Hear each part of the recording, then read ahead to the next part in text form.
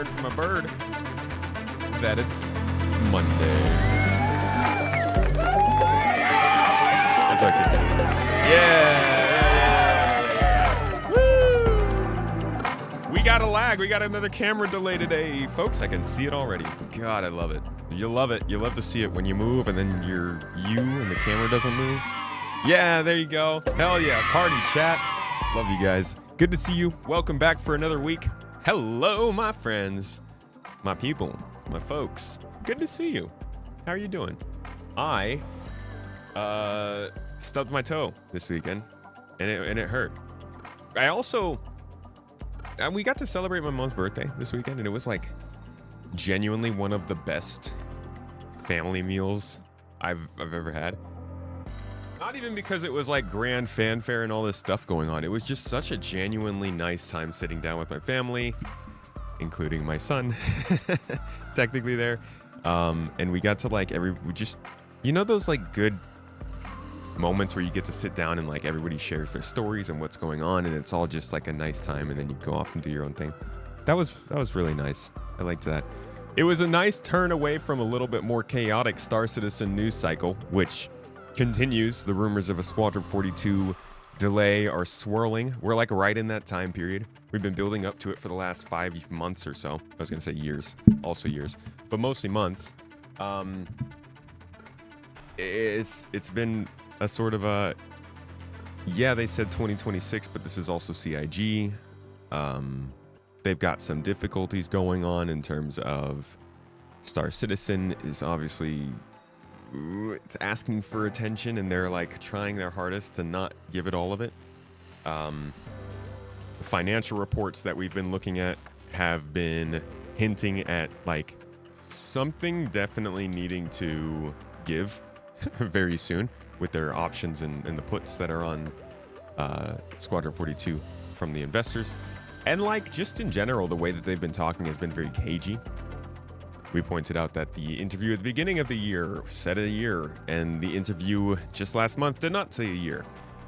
We've talked about how there haven't been any sort of like trailers released.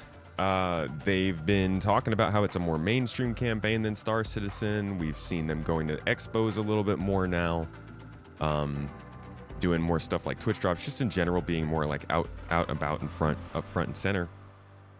But ultimately, it doesn't really mean that the game is releasing this year until they say it does. So I don't know why I'm even talking about this. We can get into that later if anybody has any questions about it. But I don't know anything. I don't think anybody for sure knows anything. And I have no advice on how to set your expectations right now. Sorry. It's Star Citizen. What are you going to do? Maybe Summer Games Fest will have some news. I think it would be the best thing that they could possibly hope to do is drop a trailer that's very interesting, that gets people very excited, that has an exact release date in like February of 2027. And they would, I mean, a for sure release date does a lot more to satiate people than just another window. It kind of tells people, oh, they're delaying, but they know when they want it to be. Obviously, nobody's going to really remember that, but I don't think they've ever given an exact date before. And I think that would probably help lighten the sting of yet another delay, but we'll see. I see y'all in the chat getting your Storm giveaway points in. You guys were still giving that away. Thank you to John Cabot. Shout out to the man. We've got I don't think it's a game package, but I think it's got a skin on it. The fancy Storm. A nice storm, a calm storm, a snowstorm. People have been so frustrated with CIG lately, you feel bad for them? I don't feel bad for the company. I do feel bad for individual devs.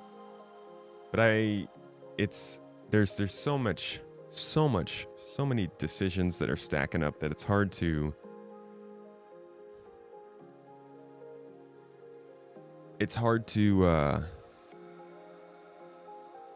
yeah, I don't know. It's kind of hard to sympathize with some of these decisions. Giveaway is a storm.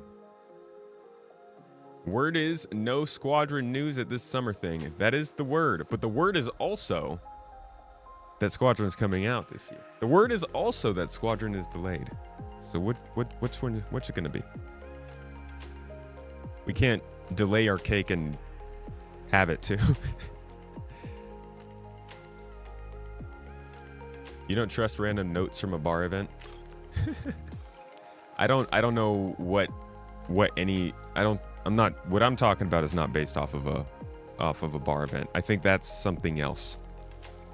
I don't know what exactly news came from Bar Citizen. I'm talking more from the perspective of Mr. Paul. Can I call him Paul Abdul? Watched a lot of American Idol as a kid. Can we get some tea in here? It's tea time, brothers. What are you all having today?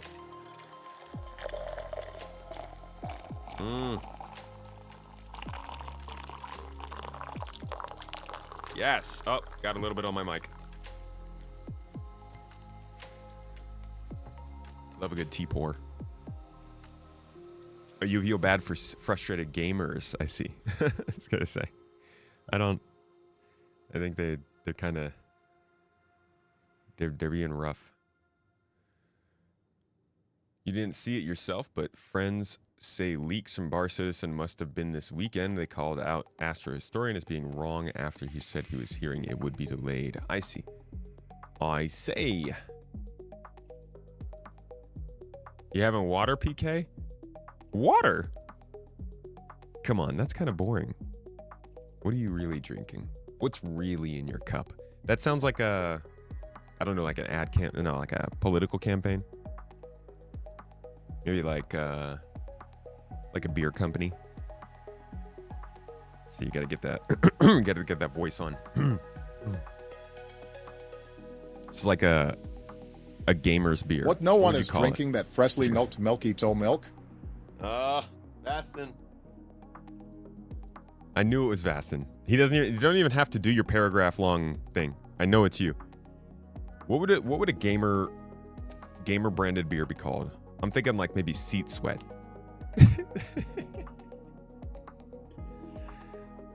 Seat Sweat. Brewed in the depths of your favorite RGB gaming PC gaming chair. Seat Sweat.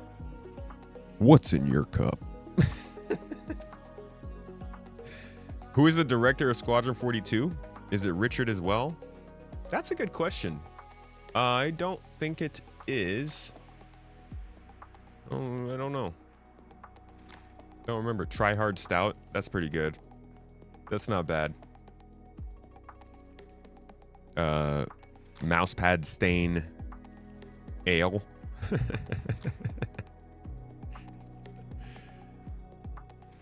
At this point, only CIG knows the release date. Yeah, and do they? I think genuinely, what is happening here is the same thing that's happening to Fable and all the other games that are hoping that they can release at the end of this year. You want to release in fall of 2026, September, October would be great. But most of these games probably need a couple extra months to finish those bugs. So they're sitting on their release date, wondering what the heck's going to happen with GTA. And then when GTA announces their release date, now you have to be like, okay, well, now I have to delay my game a couple more months because we can't be at the end of the year, so we're going to be in February of 2027, or like nobody really releases in January. Usually there are February and March months that get kind of big with games. I don't know if that has to do with delays or it's just every couple of years, every few years, we get a pretty hefty Q1 for games. And I think next year is going to be another one because of GTA. The funny thing is when all these game companies delay their releases, does that then, like, for the game companies that were planning on releasing in February and not having a bunch of other games releasing them, do they now have to delay? Is there a snowball effect? Just stop pretending GTA is going to stop the entire world from spinning. It is, though. We're all going to die. We're going to fly off into space, and then we'll be real Star Citizens. Who knew? You haven't heard anyone talking about the possibility that Brian Chambers left because they were making changes to Squadron that he didn't agree with. Is there any evidence of that? There is none. I haven't seen any evidence of that, but you know, I'm sure he's going to keep his reasons very private. I'm guaranteed there's an NDA around it. Yeah, I don't know. He could have left for any number of reasons. The longer Squadron's delayed, the better state SC will be in for Squadron 42 players coming in. Well, that's why you got to ask yourself, what if Squadron really did come out in 2016? And then, like, what would have happened to Star Citizen? Because nobody would have been playing that game. We talk about the way Star Citizen looks when Squadron comes out now. Imagine 10 years ago. Imagine if they had been trying to get mainstream players to play these last 10 years of Star Citizen. I always think that when I look back with the whole hindsight on CIG and how they operate. Like, imagine if Pyro had come out when they said it was going to in 2020. I mean, look at it now. What would we have gotten in 2020 that could have possibly been worse than what we got in 2024, but still good? It's just falling through the floor the whole time when Pyro came out. It's a frustrating part of looking back on this project, I think. You just want news on what they're planning on following, what they are planning on following the recent patch. You hope it kicks them into actual gear. You can't keep telling your friends you hope it gets better. Oh, it's just part of it's like our greeting. You know, when like some people be like, hello, good morning, peace be with you. May the Lord be with you. We just walk up to each other and we'll be like, hello, I hope it gets better. May your day not be stressful. May your 30Ks lighten. It's like, it's just how it is, you know? And to you, brother, I hope it gets better. Sounds like regular suffering. That it is partially a joke. Partially. Let's just yeet GTA 6 into a black hole and make it someone else's problem. We're all so sick and tired of talking about it, huh? And it's still 6 months away. Freaking Rockstar hasn't even started talking about it. I'm sorry, y'all.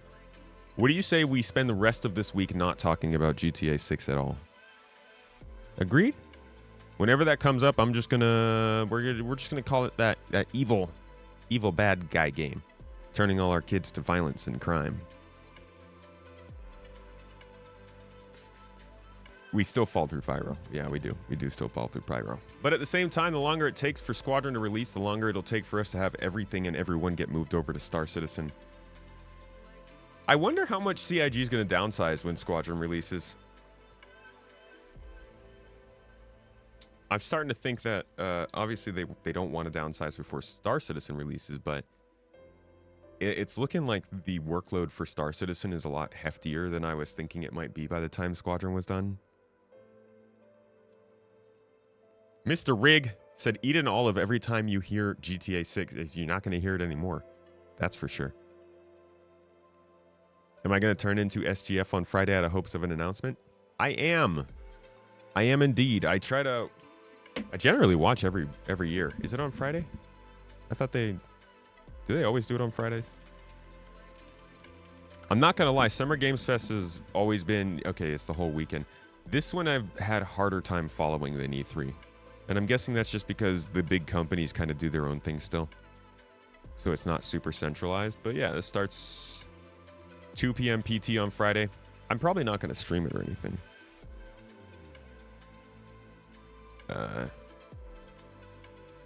Let's see. I'm guessing it would be during their PC game show part if it was going to happen. They usually do like a section for PC games. So here's the big one. This is a big flagship event, the Xbox reveal. June 8th is newer upcoming from India.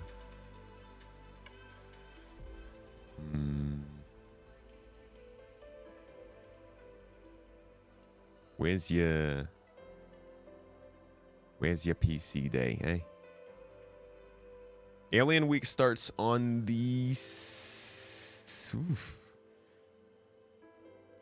I want to say it's usually the second week of June, and I think it actually might be the third week. I think it starts sometime on the 13th, possibly.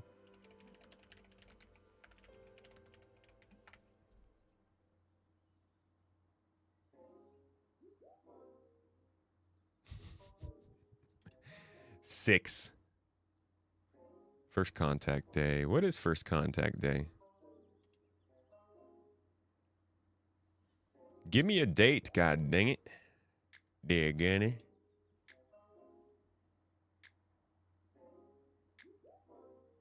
Yeah, I think it starts in the 13th-ish. Just looking at these posts, it looks like these occur on like the week when it starts in the 11th. Audio and video are jacked. Thank you. I don't have a good camera. Unfortunately, it's impossible to keep it in line with my audio. It'll delay and then it'll stop delaying and I can't match it up. Someday we will get a new camera. And then someday, chat will not have to worry about this anymore. Just Game! 25 freaking streams you've been here? Hold up, we can update that.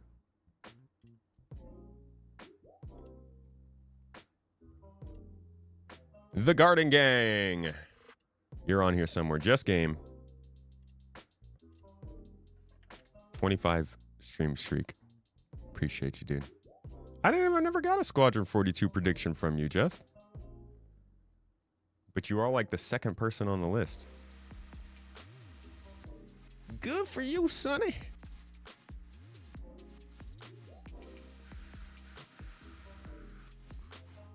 They're not even trying to moderate their Pride post.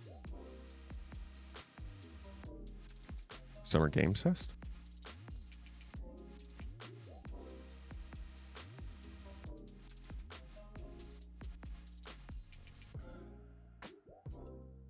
Man, get back into my tab list. There we go. Thank you.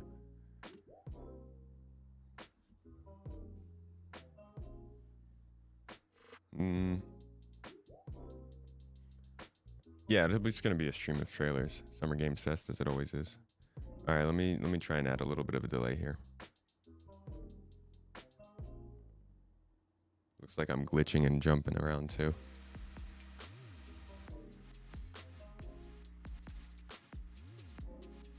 I did get one from you. Well, why isn't it on there?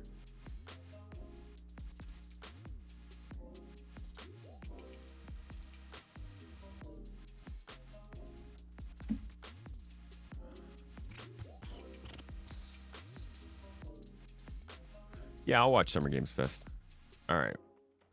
So we've got some talk from developers. Dude, it's kind of warm.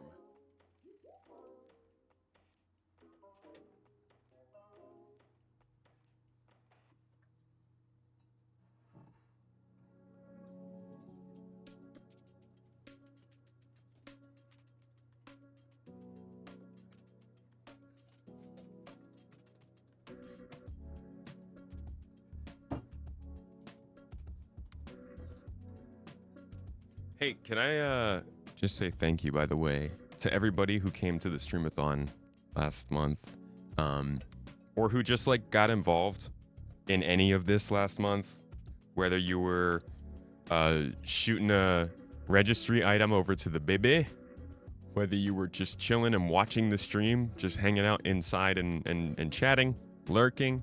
You got us up on your second monitor. Maybe you put me up in the background while you're doing your cargo hauling, even right now in game. I don't know what it is that you do, but my heart out to all of you. If you spend time with us, if you support us, if you come out and hang out, we're just normal people putting the best informational, entertainal.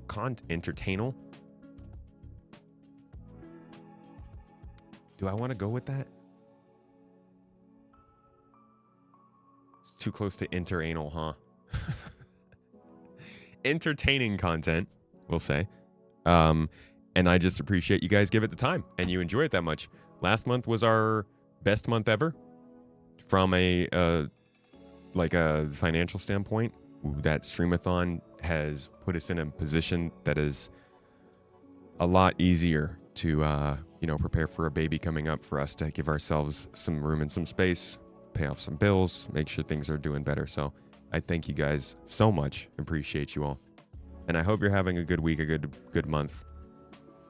Month's been rough so far, but it might look up. It might get better. We'll see. Together. Entertainer will get you canceled. I say we make it a thing. Ginormous was not a word when I was a kid. All right. Language is only as powerful as what we make it. Ruben, you're sick, so you're just chilling here listening to my calming voice. Ruben, Mr. Ruben, one of the no, I'm kidding. I'm not gonna. I was gonna make a joke that you were spreading bad information, but no. I just saw Ruben was the only person that I saw who, like, I guess had talked about some of the information that came out and then was very responsible in putting out a statement about why that was not okay after Jared was like, hey guys, don't do that. So if you guys don't know, can actually give you guys a little more context than that. Sorry, Ruben, just throwing you under the bus, just making an example of you. Don't be like Ruben, everyone. It's not a good life. Nah, Ruben's great people. Oftentimes putting out some really good information on Twitter. But I was just talking about this here. Jared put out this post. He said, thoroughly enjoyed the Bar Citizen in Rotterdam this weekend, but I need to remind everyone who attends that while the info of what's discussed can and should be shared with the world who can't attend, secretly recording without our consent is a violation of trust and will not be tolerated. Please don't do this. It's gross and it will ruin for others when folks stop attending. Yeah. Don't do that. Don't record people without consent. That's not great. That's not going to go well. Especially if it's one thing to record someone without consent for yourself. It's another thing to distribute it afterwards. That's just going to ruin the ability to get access. And I realized that a couple of years ago when I was at CitizenCon and walked up to John Crew with a light and a camera and a microphone. And I wasn't planning on getting information from him. I was just genuinely walking up to people and saying hi and talking. But I realized after that, John Crew has a way about him, obviously. But I also realized maybe that's not the best way to make a first impression or any sort of impression. It's really cool to be at these events around people where you can talk to them and find things out, or even just have them on camera, talking. That's cool and it's exciting, but it does change the dynamic a bit and it can make people uncomfortable. So probably don't record them without consent. Good call. I don't think it's not illegal everywhere. I believe I saw somebody saying that the recording without consent in the place that they were in. No, in the Netherlands it wouldn't have been okay. I thought somebody from the Netherlands was saying that it's technically not illegal if they're not doing something with the information. But I don't know. I'm not from there. It's illegal in some places, that's for sure. And if there was a place that I would expect it would be probably the Netherlands. Tend to do quite a bit. Netherlands, Northern European countries tend to try and protect people.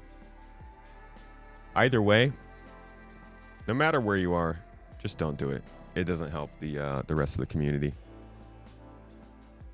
Sorry, I'm just trying to make sure that my windows are all... There we go. There we go.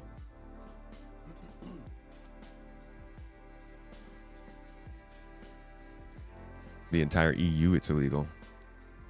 It's also just creepy. Yeah, that's the biggest thing. It is creepy. It's really, really bad feeling to know that you were being recorded doing something that you weren't supposed to.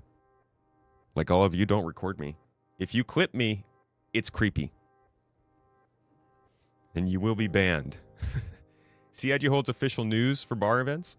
This is official news and they're representative of their company. I am not value judging recording. I'm saying it is not reasonable expectation to have. I do not believe they're being paid to be there. Therefore, those people are not there as employees who are working. I'm pretty sure this is their personal time.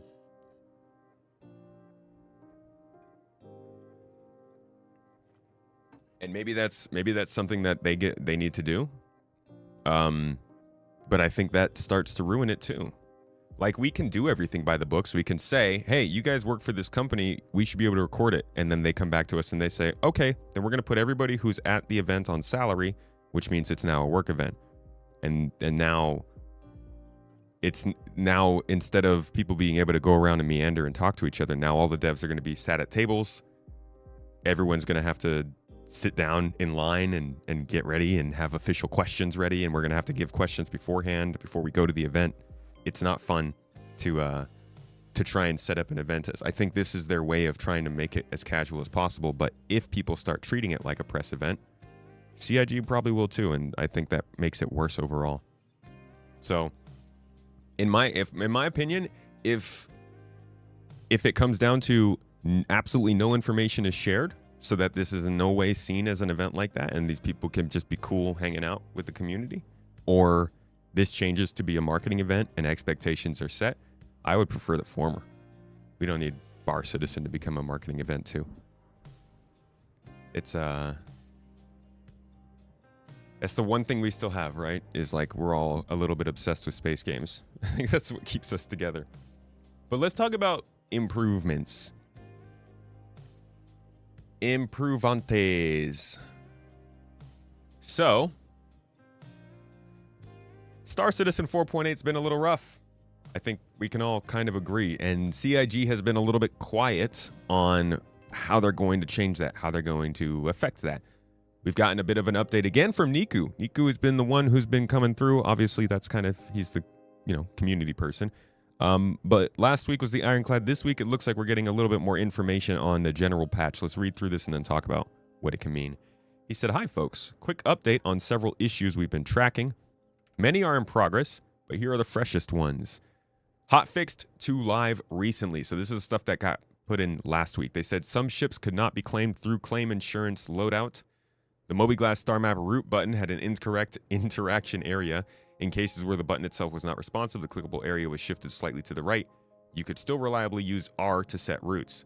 I don't find that this has been fixed. But, maybe after I played on Friday. I could have sworn I had this problem on Friday. This is also a problem with their actual Arc Star Map, of which won an award for, like, I think this is really funny. They won an award for putting this map out on the internet because it was just like, it was a nice interactive piece, and I can't access it because, why can't I access it? I can never remember. I think it's cookies or something. You got to allow all cookies or else the map doesn't work. No? All right, maybe it's the other. Sorry, I always get, it opens PDFs, so I freak out whenever I open Edge because I don't know. It's gonna have like some tax information on there or something. All right, let's see if it works on here. No, it doesn't. Yeah, so I can't even access it. Maybe that's a me problem, maybe that's my browsers, but this is a consistent problem I have with the Star Map. This also won awards at one point, and it is now basically dysfunctional. When you go to click on things in the Arc Star Map, it also has the interaction areas offset from where you are. And I'm like, I want to make videos showing off the star systems in this game, and the official resource to do that is broken. And it has been for months. So unfortunately, I think CIG is just kind of struggles with maps, you know? Like, we couldn't really stay on the road to 4.0. The in-game star map's having some struggles. The roadmap, not much of a roadmap anymore. The Arc Star Map, like, what's going on with maps, guys? All right, what else was fixed in this hot-fixing docking issues preventing both manual and automatic docking at certain stations have been hot-fixed to live. I've still seen some complaints about docking, haven't experienced them myself, but who knows? All right, this one's got the fixed check. It is not in-game yet, I don't think. It says May 21st reminder. Purchased pledge items not appearing in game should now be resolved with the new individual claim mode. Oh, okay. Okay. So they didn't... This... Dude. So this is a reminder. Hold on a second. I got to go back to that post. That's the 21st. So that would have been like 9 days ago? 10 days ago?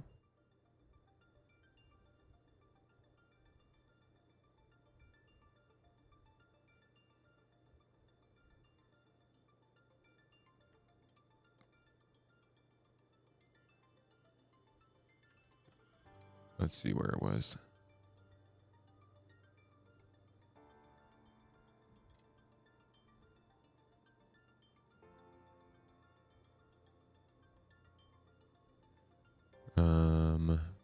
We also just rolled out a few additional hot fixes you can review in our hot fix thread. Recent reports on the issue counts. Okay, the hot fix thread is showing, here's the 21st. Today's maintenance includes a new hot fix along with a feature update for implementing individual claim modes for item recovery. Today's maintenance building update includes a new feature to item recovery. Freight elevators now have a new claim mode. This new claim button brings up a window with a platform. Claiming an item will add it to the inventory accessed by the kiosk and break the previously owned item. So, okay. So now we have a little bit of like extra information here.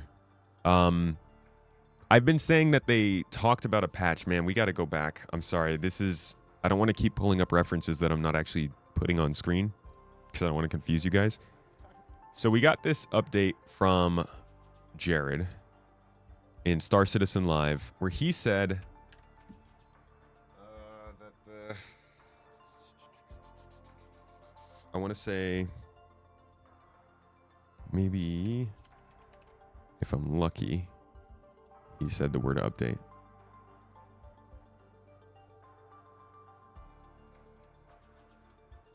No, I don't think so. Let's see. Did he say Tuesday?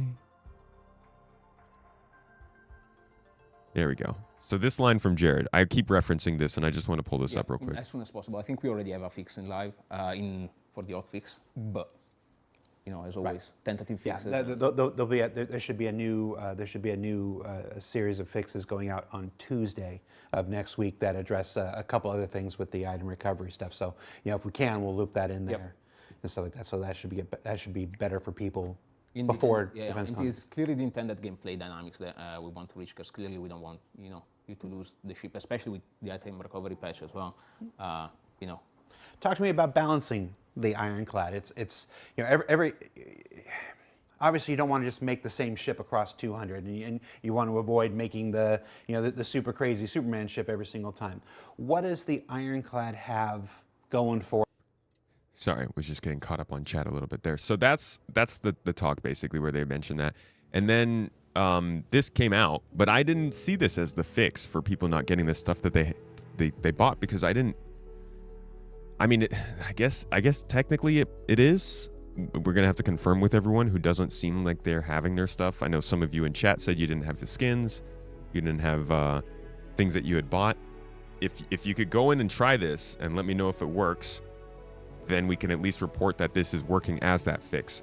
But at the time, I didn't realize this is what they meant was the fix. I thought there was another update coming. So we've been operating on the assumption that there was another update coming to 4.8 after these hot fixes. That's not true. We're now realizing that this hot fix update with the individual claim update was what Jared was talking about back then. Your pledge gear isn't showing up by what your ship stuff is. Even when using this claim mode, you getting the Arc Star map to work where you are? Yeah, it might be my computer thing. I bet you still can't click on the actual star systems though, where they are. Toes. Cosmic, what are you talking about underhanded? What I might have missed your first message. What were you referring to? This does not work for FPS gear. Okay, so in terms of if you bought something FPS related and this isn't working for it, then you still can't get that stuff. I thought this was mainly a process for things you already have in the game and went and lost. I didn't know this was an answer to people who had bought stuff and never seen it in the game in the last couple weeks. You got everything, Cyber? You can only claim ship stuff with the claim mode. I don't know, man. That's not great.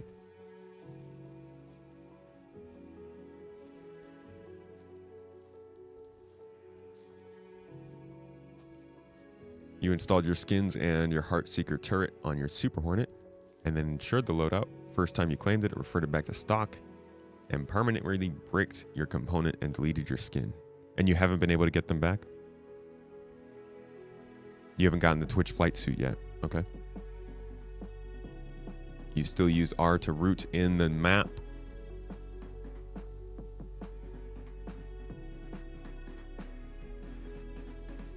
They said FPS gear will come. Not sure where that's being said, but like, I mean, if they haven't actually gotten the fix in for people to not lose the stuff they paid money for, then they need to roll back this feature implementation. Like, this isn't okay. It's been 2 weeks now. If you guys can't figure it out, roll it back and release the feature again with 4.9. What the hell? How long are people supposed to be expected to be okay with not getting the stuff they paid money for? For most companies, it would be no time at all. Man, come on now. Again, I'm mostly reacting to what I'm seeing and speaking based on what chat's saying. So maybe I am not getting the most accurate information. Maybe I am. But if people are still missing the stuff they paid money for, then this is just not good. And every day this keeps going on, it gets worse. So they said that this allows you to reclaim platform-owned ship items. Yeah, but not FPS. Previously owned instances of claimed items will be invalidated automatically for easier navigation. There's also an exclude paints filter option. If you're still missing pledged items after the update, please perform a character repair and let us know if the issue persists afterward. We continue to monitor this one. And then they don't give you a place to let them know that the issue is persisting afterward. I mean, I guess they don't want to open an issue council if they don't know if it's still an issue, but it's still an issue, guys. Come on. It's going to still be an issue. Normally roll with the punches, but you're starting to lose hope for this game. Really? If it wasn't for the org gameplay, you would have stopped playing. Oh, man. That's something coming from you, Vastin.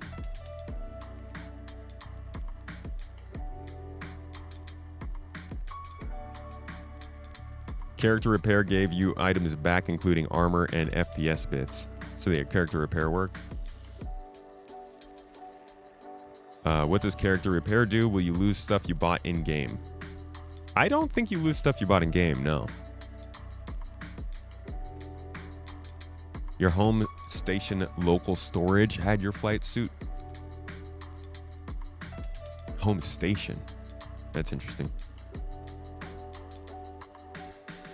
Avocado, you wonder the same?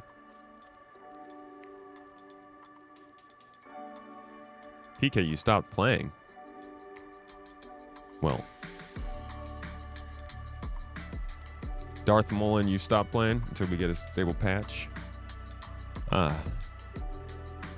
You completely crashed out. You won't be back until 4.9, Skrits. A friend of yours can't even fire up the game. Some problem with easy anti-cheat. Darth Mullen, if you jump in, things are overly jank. You just log. You think CIG's gotten a little bit drunk with DefenseCon this year? It's the sloppy hangover. You had no hands after a character repair. You had to change your armor to get them back. It deletes your tune and makes a new one, so any items in your backpack will be deleted, but that's it. Okay, so you keep all the stuff you've earned in game, as long as it's not in your backpack. Biscuits of Cheddar, you're coming back for IAE for the Galaxy? You're done with it for now? But like, if the game is still bad when the Galaxy comes out, how much will you really care about the Galaxy?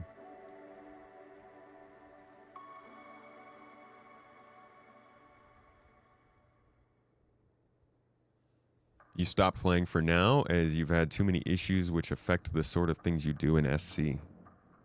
Brigadier, you're just playing things that work to build rep. Salvage and mining seem okay.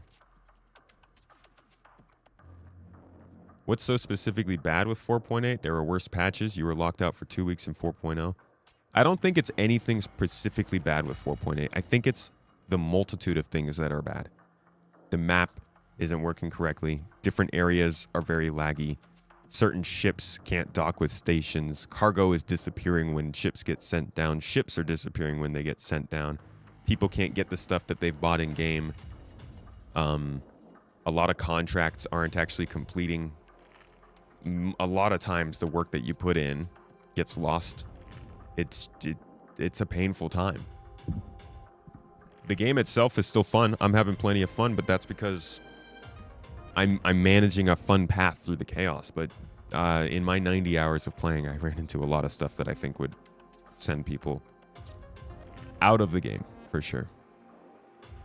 At this point, people just want a fun game to play, you know? We've been grinding hard. We've been holding the line. I know it's an alpha. I know that's the response that people give. I've given that plenty of times, but like things have changed. And CIG took that time. They took that time. They used it to make Squadron. Now they gotta show up for Star Citizen.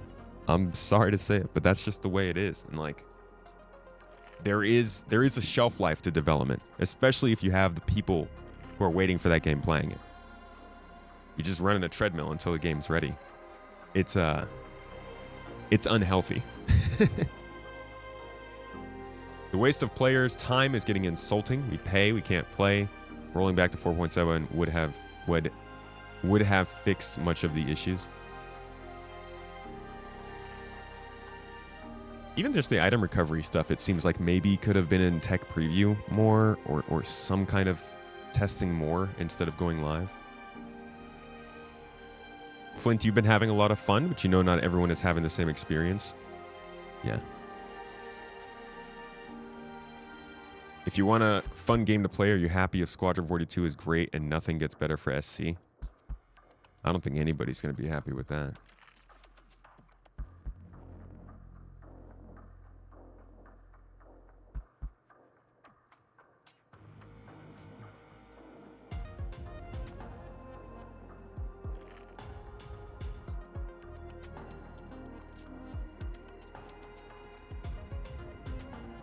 Yeah, I saw Captain Foxy Loxy had put out a video. I haven't gotten to see it. As much as you'd love for the game to work, Dibbly, it's not worth it until 1.0 features and tech are ready to go. If we keep hoping for good patches playability-wise, we will be in danger of another 2025 year of playability where features and tech slows down. A lot of people said before 2025, if just this that's in worked, it'd be so much better. And in 2025, the consensus was, oh, we need more features and tech to actually get pushed into PU. I do think some of the people did that, Dibbly. I do think some people don't understand what it means to stop putting in features. I made a whole video about it. It's a dumb anthem. But I've been of that mindset this whole time. Like, we need to push to 1.0. And we absolutely do. We need to get the features in that make Star Citizen a playable game with actual features that matter. But CIG burned that bridge. They did. Like, we can't do that anymore. They made a decision to start making this game look like an actual playable, real, ready-to-go game. And I think they could have angled the advertising last year to not lean so much into that, but they did. And now the cat's out of the bag. People want a game to play, and CIG has time and time again given people the expectation that it's here to be played, not necessarily tested. And all of that combined with their tech preview channel and the words that they said about the tech preview channel and how they wanted to use it, it all makes sense. You can add features, you can do all this experimental stuff without destabilizing the live version of the game. They're not telling us why they're not using the tech preview channel. At some point, I really hope they do, because I think it's that silence is getting really loud. You'll go revisit that video of yours.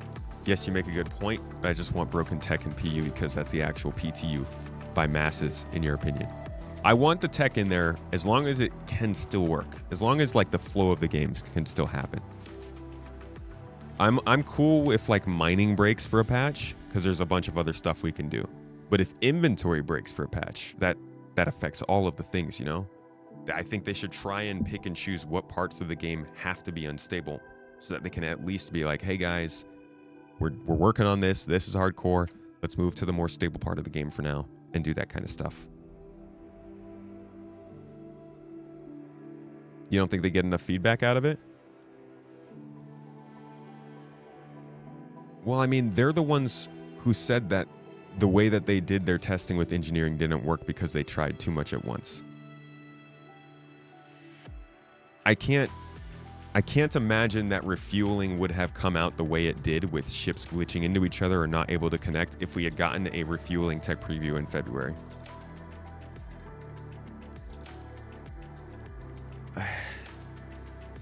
Freaking NDA a tech preview with the Ironclad so that we know that the game disconnects the cockpit mid-travel. Like the most simple things, man. Their base is far too broken to continue implementing new features, hence why things break constantly.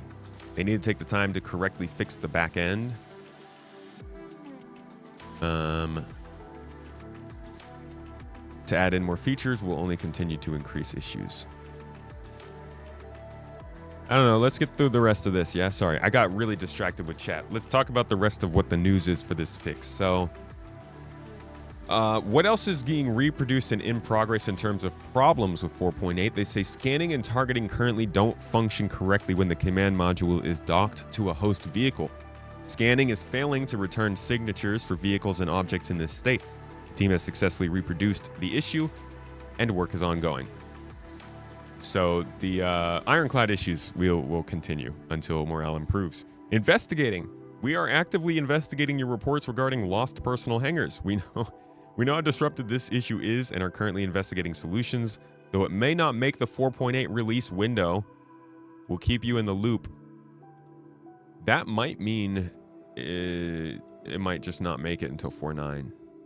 But honestly, this is a problem that's been going on since 4.0 came out, since personal hangars came out. So I don't really see this changing anytime soon. Any issues, sorry, this is fixed and awaiting implementation. An issue causing the Sulin interaction buttons to become difficult or impossible to press has been fixed 2 hours ago and is currently awaiting implementation into an upcoming build. Also, regarding duplication exploits, this remains an active area of focus for the teams. Several fixes have already gone out, and we greatly appreciate everyone continuing to report these issues through the Issue Council or directly to us. We are actively tracking and working on additional exploits fixes as well. Now, these are the current fixes that they are working on. John Bradley replied, said it feels a little too late, to be honest. We needed a post like this 2 weeks ago. Their communication has been pretty bad. I think the drunk on DefenseCon comment was pretty fitting, because it certainly does feel like a little bit of a hangover when they just don't want to take any calls. Stop. I didn't drink. I'm never drinking again. Oh my God, please stop talking to me. It's like CIG post DefenseCon. Niku did respond though. He said, "You're welcome. It's been 2 intense weeks gathering the necessary information so we can properly communicate the status of the issues while closely monitoring how everything has been unfolding. We'll get there. It's taking time to roll out fixes, but I can assure you the teams are working hard on 4.8 fixes while also preparing for 4.9. Nobody's doubting this. We know that the teams are working hard on these things. I think what everybody is frustrated with is that these things ended up being things. There was clearly there has to be somebody in charge of all of this happening, right? Somebody was watching this game get its PTU patches released, seeing if there's a possibility of a release candidate, looking at the known issues list and saying, we have a sale to meet, folks. We got to meet that deadline. And instead of coming in any given day and being like, hey, you know what? We're going to hit this sale because we need to earn this money in May. Let's drop that out of this patch. Let's take this ship out. We can put it in 4 days later. Let's just get this in so that the patch is stable and there's something to play on our biggest moment of the year. And instead of doing that, whoever is making these decisions just kept saying every day, no, we're going to do this. No, we're going to do this. No, we're going to do this. No, we're going to do this. And then they released it, and for 2 weeks, they didn't have answers for what happened. It's one thing to make this kind of decision and then be ready with the damage control right away, but they weren't even ready with that. And so now we're sitting here 2 weeks later being told that there are some fixes on the way. The fixes that are currently in, you guys are saying, aren't necessarily working completely. It's just not good. It's all around, it's not great. And we can go to see how much money they made. Just a freaking ton. They are already up to, what is this, August? August. They're halfway through August of last year, y'all. August of last year, bro. They made $45 million this month, dude. They have made almost as much money as they made in the entirety of 2019. Just this month. I remember 2019, man. Back in my day. They were still doing CitizenCon videos where freaking NPCs are flying us around in atmosphere, which is still not happening. So they've made their money, but it feels like they did not at all prepare for the PR side of the event. And it's weird because it's a PR event. The community is not happy. People are generally like, this is unrelated. People are generally getting in here and just like, please help us. What about the QV Smuggler's Vault and overall loot not appearing? It's not acknowledged in the issue council post. Niku said this one is linked to an exploit and it's in progress while we're working at the best solution to fix it. Please tell us at least some kind of action that we've taken against accounts who are repeatedly abusing the exploit without at least filling the issue council reports. They can't answer all these questions, and I don't expect them to. They can't answer all of the issues and all of the complaints. But I do think that this is all happening because there's been so much empty air with not much communication throughout the last couple weeks, and it's kind of piled on. Overall, there's not any one thing I think that's driving people nuts, but the combination of a lot of things has just built up quite a bit. Either way, community's having some trouble with this. Star Citizen's in a rough place. They just had their most successful month ever, but the morale, I don't think the morale could be lower after that. Like,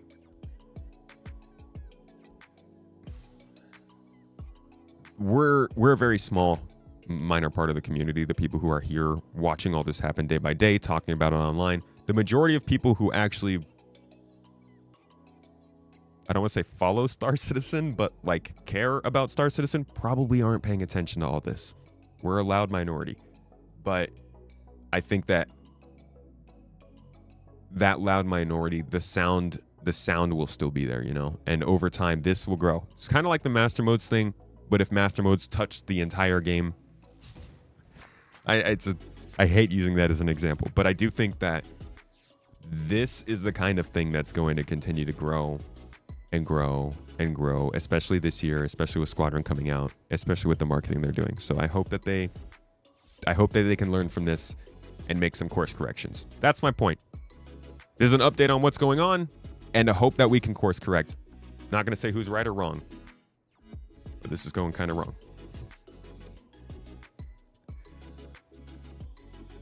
The whole forum's on fire. I mean, but think about how many people are on the forum versus how many people have actually bought Star Citizen. Probably like 30% of the community. What's up, Great Valeness? How's it going? Oh, you know, just wallowing in all of our pains.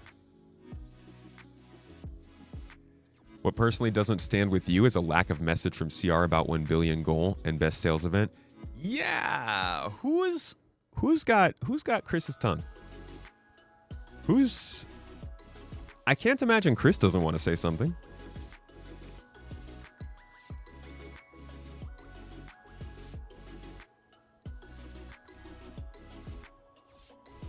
You love this intro music, reminds you of Electronic Gems. I think CIG needs to have a more, I think they need to have a more straightforward blog situation. I think their comm links is this is okay. I think they need to switch something up though. Like, comm links is not telling people enough. The messaging is not clear when you get on the website. I think they need to make sure that there is some kind of a link or a click target or something that immediately takes you to announcements and posts. And we need to be getting regular posts that are like more casual. I do think this is pretty casual. Like, this kind of a post just in a blog format on the main page would go much further because people will see that and be able to click it. And whenever I'm generally looking into a new game, my first expectation is an introduction of what the game is and what's the latest thing that's happened with it. When you click into Star Citizen, it's a ship, or this ship, or this ship, or this ship, or this ship, or this bundle that comes with the ship. There's got to be something else that plays first, right? 4.8. 4.8 is the first thing that plays. That's good. That's at least something. But then it's ships. And it's still not quite that descriptive. It just says Alpha 4.8. I genuinely think that having something that, like, some kind of text to read, a blog, well, here's what's happening in Star Citizen, and Alpha 4.8 shouldn't even be the newest thing anymore. It should be whatever the hot fixes that are going out are. It should be, let's think of like another pretty small game. It's like Verse Project, for example. What happens when you go to their website? So they got a Play Now button. But no, it immediately tells you what the game is. Let's see, it says it's a demo coming soon. They got the roadmap up here at least. I mean, it's definitely easier to find out where to go.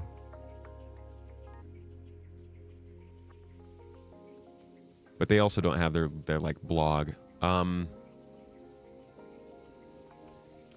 Exodus, I think, has a... Let's see what their website looks like. Same idea, wish list now. So they've got like the descriptions up here. It just tells you about the game. All right, CIG's not doing that much worse. But I do think that they could use better words, at least, maybe, to help people understand. I don't know. I'm a really strong believer of getting information out to people, and I feel like we don't know enough. Like, the average Star Citizen obsessive person doesn't know enough, and I don't like to be like, hey, come and watch my reaction videos to the dev tracker post to get news. But also do that.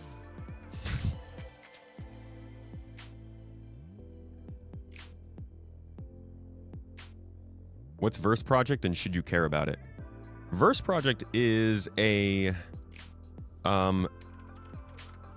Verse Project is an interesting one. It's kind of like a Newtonian physics-based space sim that takes place in our local solar system, and focuses on a lot of the same things that Star Citizen does: resource recovery, exploration, building and running companies, operating a ship, trading, fighting, all that stuff.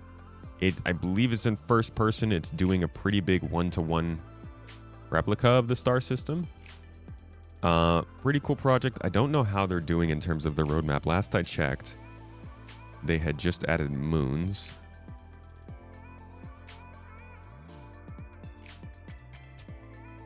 Yeah, so they had just done this last I checked.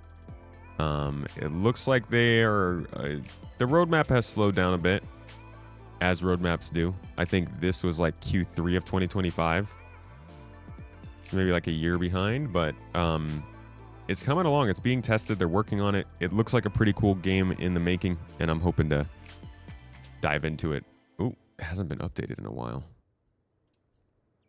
Hoping to dive into it whenever it reaches a more further stage of development.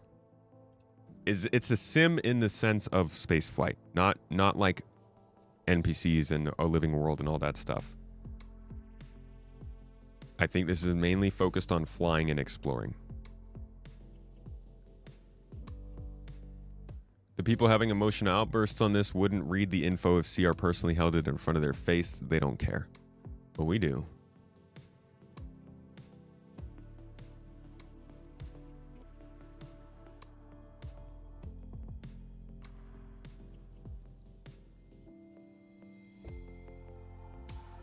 Hello, Watcher Pangu. How you doing?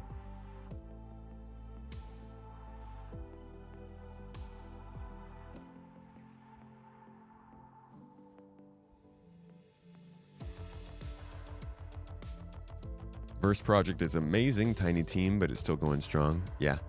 Yeah. Cool looking game. I think this is one of the ones that somebody told me was going to kill Star Citizen a couple years ago. Which is like not necessary for a good game. Thank God. I love a game that doesn't have to kill another game to live.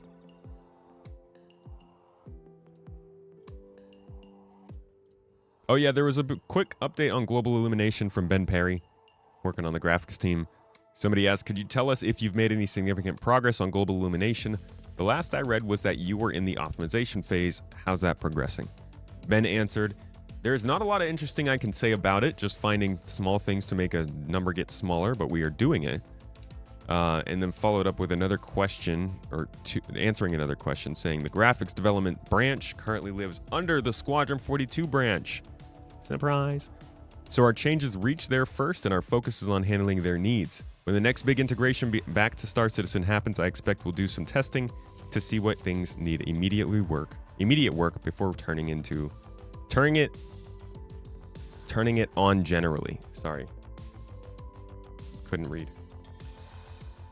Time to sit. I'm tired. Oy. I feel like if Star Citizen had good competition, it might light a fire under their butts. And that's, yeah, the danger of having no competition is that you can just keep doing stuff. And you can make plenty of mistakes, and you're going to be okay. I compare it to Tesla, which will probably make some Tesla folks mad. Actually, I guess that would be telling to see who it makes mad. Tesla folks or Star Citizen folks?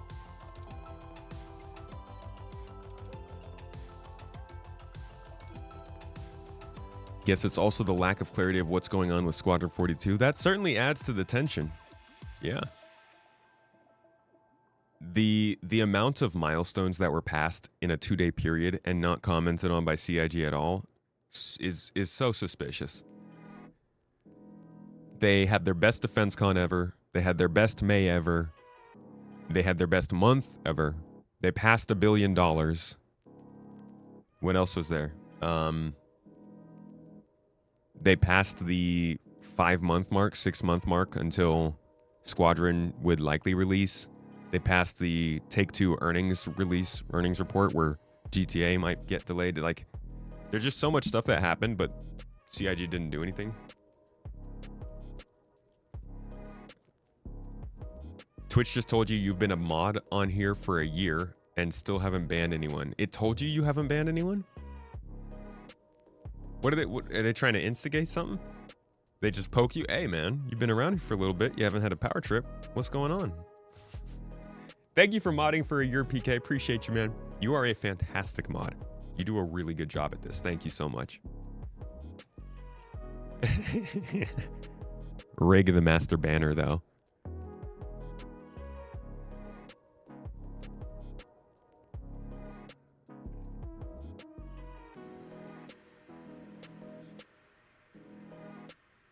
They need, yeah. Do you think that's it, Vasti? You think they're just embarrassed? That would actually be, I mean, at least that would be some level of awareness.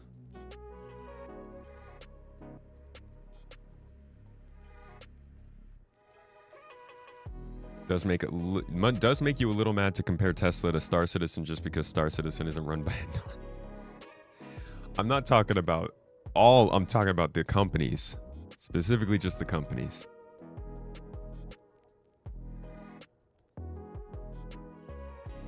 Guess we will see what gets said with today's This Week in Star Citizen post. This Week in Star Citizen, I'll tell you what it's going to say. It's probably going to say something about a newsletter, because I think newsletters come out in the first week. It's going to tell us that we're getting a monthly report on Wednesday, along with a roadmap roundup for 4.9. These are going to be great pieces of information that probably will have enough news in them to start to kind of change over the Star Citizen news cycle, and we'll move a little bit away from DefenseCon. Don't know if we're going to have a Star Citizen live this month, though, or this week. Subflare. Is that what they do with these first weeks? So they'll probably tell us about the Subflare coming up. Roadmap roundup, monthly report. Ooh la la. Imagine then they're like, And also join us at Summer Games Fest on Friday for a special announcement. Just immediately shuts everything up. I'd be like, wait, what bad performance of Star Citizen, huh?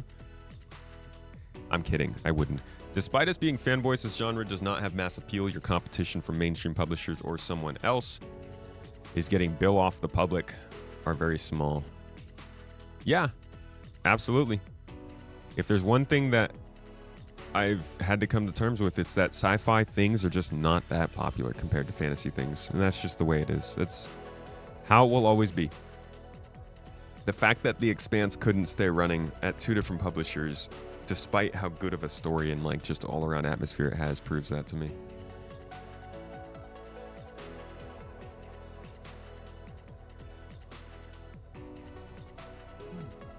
You think they're just gonna keep dangling the It's with Squadron carrot for the rest of the year? With what? Global Illumination?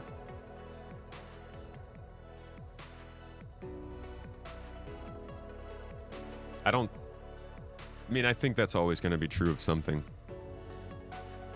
As annoying as it is to hear. Once we get one more thing, we're going to ask about something else, and that's probably going to be with Squadron.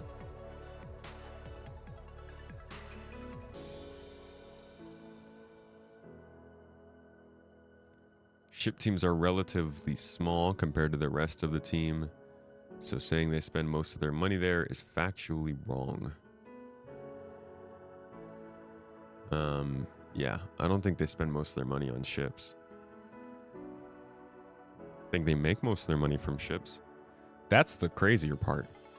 It's like in reality, the entire company stays afloat because of this one like 70 to 80 person team, which is a big team now, but it wasn't that big before. At one point, it was like 20 to 30 people.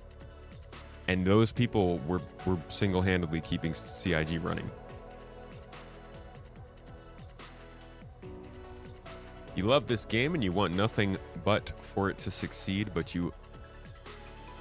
all you really have to say is 1,000 plus man studio with 0 releases in 14 years, full stop. Well, I mean, they haven't been 1,000 plus the whole time.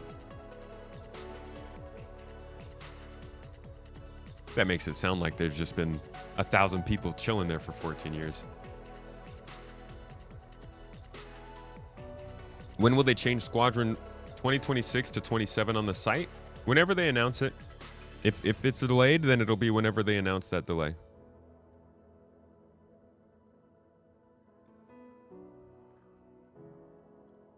For reference, the latest I've seen them announce the delay was, I think, the release of Star Citizen Alpha 3.0,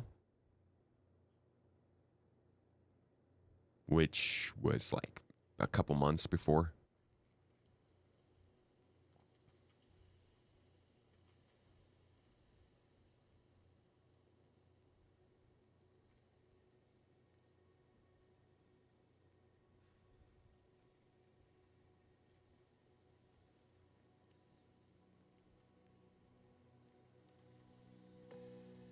You forgot to say Squadron 42, but that does not fit your argument. I'm gonna need a little more context than that. I don't know what that means.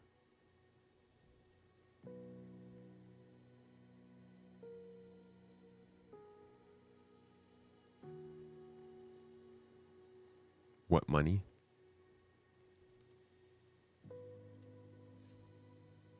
Yeah, Dark Star one. I need more context about that.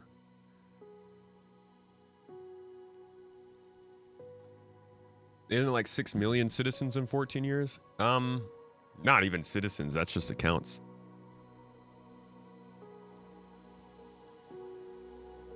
I don't even. It's probably much lower than that. There's a lot of extra accounts.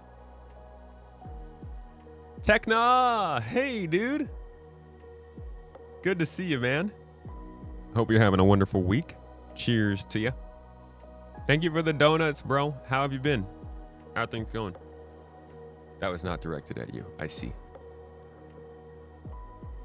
Forza isn't really niche now that it's on all platforms and it's not really a sim. Dude, Forza's blown up. I'm amazed at how well that franchise has done, and even more amazed at how Forza Horizon has taken over. I always thought Motorsport was going to be the main game, and Horizon was just going to be like the secondary, it's for fun game, but Horizon's definitely the more popular one now, which makes sense. It's more casual. Casual wins when it comes to numbers. The more casual you make a game, the more people might play it. You reckon Squadron is a ticking time bomb. Either it gets delayed again and everything blows up, or it's released and it's a huge mess. Both could be true. And I admonish you for making that even a possibility in my head. They could delay it again and still release a huge mess afterwards. I would prefer not. My hopes are that they won't.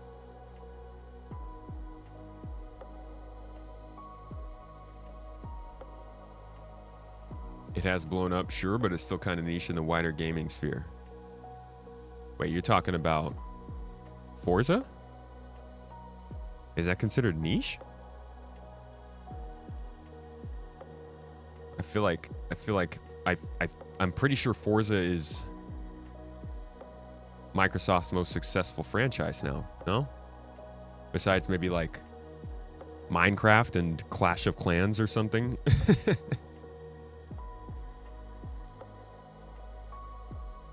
Miss Burnout Paradise City. Bro, the older racing games were really fun. Burnout Paradise, Need for Speed Most Wanted, Need for Speed Hot Pursuit. Oh, that game was so cool. Oh my God, that was the first time in my life that I ever even thought a police car could be a Lamborghini. And it just looked sick. And then we got Grid around that time too. Project Gotham Racing was still kicking back then. Gran Turismo was on one. What happened, man? Call of Duty is a Microsoft franchise now. Yeah, I guess that's somewhat. That's kind of successful, whatever.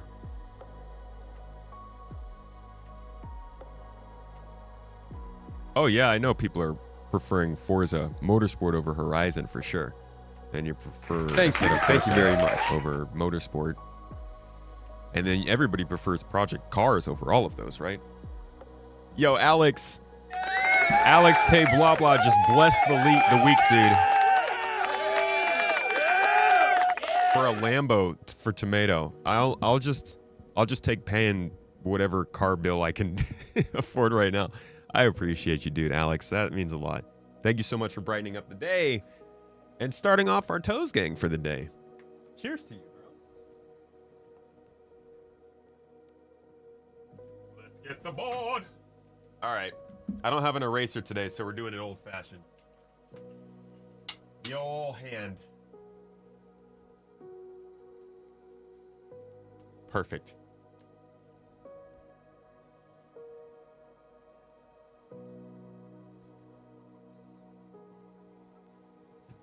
Thanks, brother.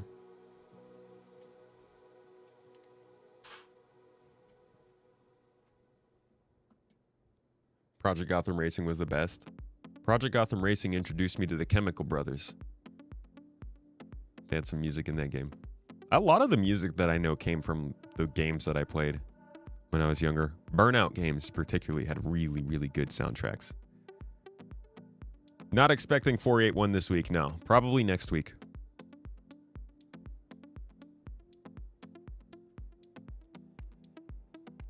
You would not say people prefer Motorsport over Horizon because more people play Horizon. No, we were saying the people who are racing enthusiasts tend to prefer Motorsport over Horizon.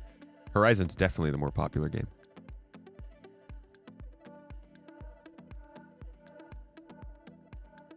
Man, I remember, like, I tried Forza Motorsport.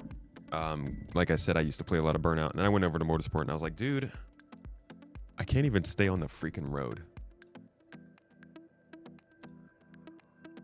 All right, I want to talk about Alpha 4.9 and what we might see coming from this update. Because despite all the current drama, there's some interesting stuff that we might be able to see happen. So what we're going to do is open up the recent monthly report. Tar Citizen. both March and April. And we're gonna take a couple little looks through here. What?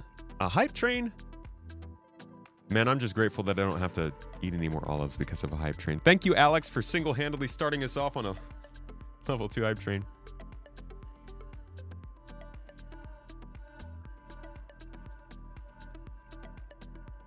Your Xbox smoked out after Halo Reach? Mine is chillin'. I don't know if anybody has noticed it yet. I added a new prop to the background. My original Xbox 360. This bad boy packs so many red rings in it. Whew. I'll tell you what. You guys remember this classic hard drive style though, where you'd like have to pull this thing out? And it was this freaking big. Kids in 10 years are gonna be like, Dad, why did your old console have a whole nother game console attached to it? This was my favorite game console. I think it always will be. This thing had the best generation, in my opinion.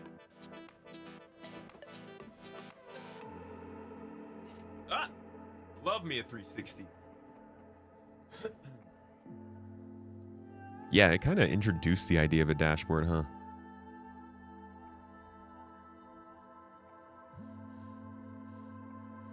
Japan was a big rollout. Everybody wants to go drive cars quickly in Japan.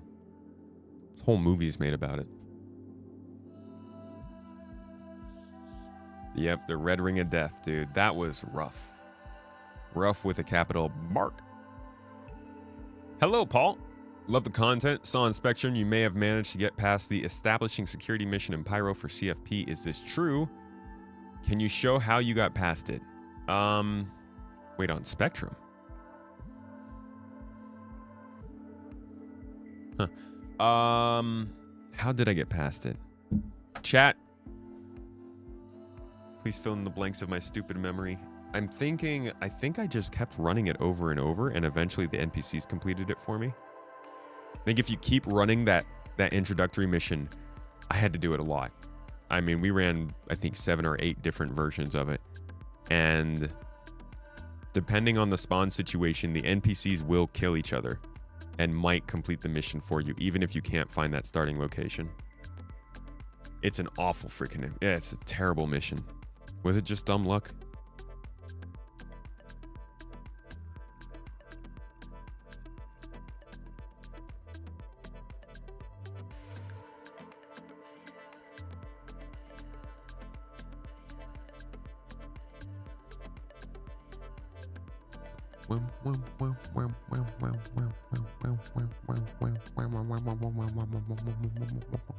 Cool song.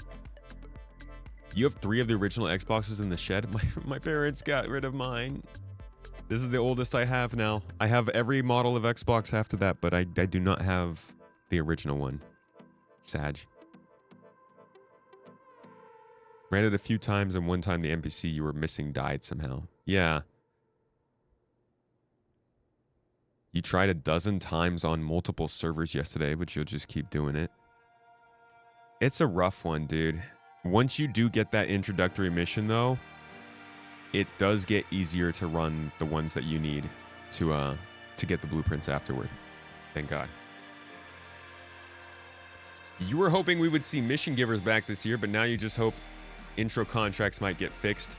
That's something I was going to talk about. I do think we're going to see mission givers. I think there's a chance we see a mission giver in the 4.9 branch.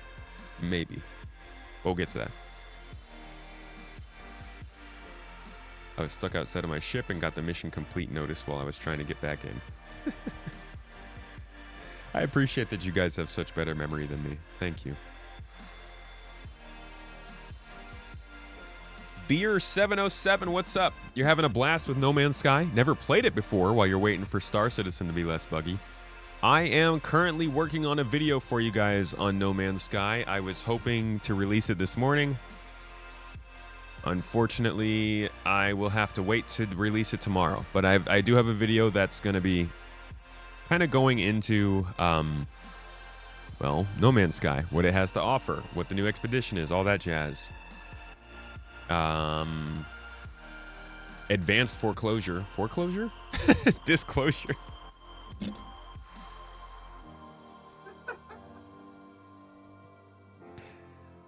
Just giving you guys advanced foreclosure. The video is sponsored by Hello Games, but honestly, I'm glad that they are letting me basically say what I want in the video, and I like that. They want me to make sure that I mention that, like, you know, it's available on these platforms. This new features in the game, that kind of stuff. But in terms of like criticism and pain points that I have, they don't have any problems with them. So I'm okay with that. But I will have a video out for that tomorrow for you guys. You hope we see something about Light No Fire? They're being very cagey about that. You would try No Man's Sky if they would let you be a robot. You were told it was a limited time thing. No, my character's a robot. I mean, it looks like a robot. I don't know if there's really much else to it besides that. I don't have to like grease my joints or any of that stuff, you know. Spin my screws. I got little eyes that don't look like they're on my head though. You played No Man's Skies for the mechs? I haven't even touched the mechs. The game itself is actually really big now. I've played this probably every year, twice a year for the last like 4 or 5 years. And there are still things that I do not get to touch. You can like own settlements, you can have mechs, you can have vehicles, ships, freighters, mining, crafting, base building. It's pretty solid. But I think that graphic style turns a lot of people off. I really do.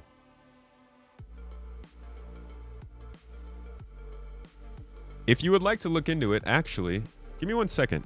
Because we can probably, we have a link. And no, it's not a link to like buy it or anything. It's basically just a link to see if people are actually, it's like a tell them I sent you kind of link, you know?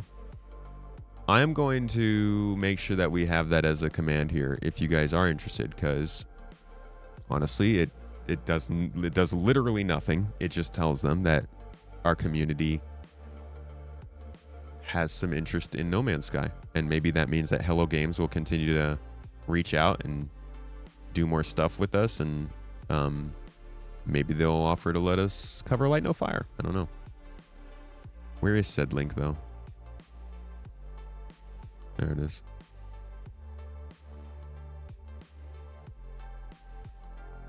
So I'll make this a command, but if you do want to go check it out, using that link tells them Space Tomato sent you, and it means a lot. And if you are considering trying it out, I do think now is a pretty decent time to try the game, because the expedition that they put out, they've geared it so that it's going to provide thank you, my moon. It's going to provide probably a month, if not 2 months, of reason to return kind of gameplay. Like, come back in, do these missions. Okay, you're done. You can go do something else. That's really what they're trying to set up. I think Hello Games realizes that they've built a really good game that has a lot of stuff in it, but they're having a lot of trouble getting people actually tied in long term, because there's so much, it's easy to see it bounce off. And so I think what they're going to try and start doing with these expeditions is basically say, this expedition launches, it's going to provide you a story element for the next month or two, and then in the meantime, you can play the rest of the game. But we'll see if that's actually how it goes. If you're interested in it, I don't know if it's on sale, but the new patch came out, and it's looking pretty solid. Let us talk about 4.9 though. I've been teasing it all this time. We need to get to it. We've got some leaks here and there. I'm not going to pull those up. I'm just going to talk about them to support what we're already talking about here. The style of, yeah, too arcadey. A lot of people say that. They updated the flight model in this latest update. Not crazy different, but the ships feel more weighty now. What if CIG had pulled a No Man's Sky release Star Citizen years ago, then gotten to where you are today with free updates? Would the public perception be different? The public perception would be different, but I don't think they could have launched. I don't think they could have launched the equivalent of what No Man's Sky was at launch, even now. You know? The problem that CIG has is that they're trying to build everything for a stupid scale. And so even if they had released a smaller scale game earlier to build on it, they still, I think, would have run into these problems of trying to scale up. And the game wouldn't have been designed around it. But it's a fun thought experiment. Do it all the time. Like, what if Star Citizen had come out? What if Squadron 42 had come out in 2016?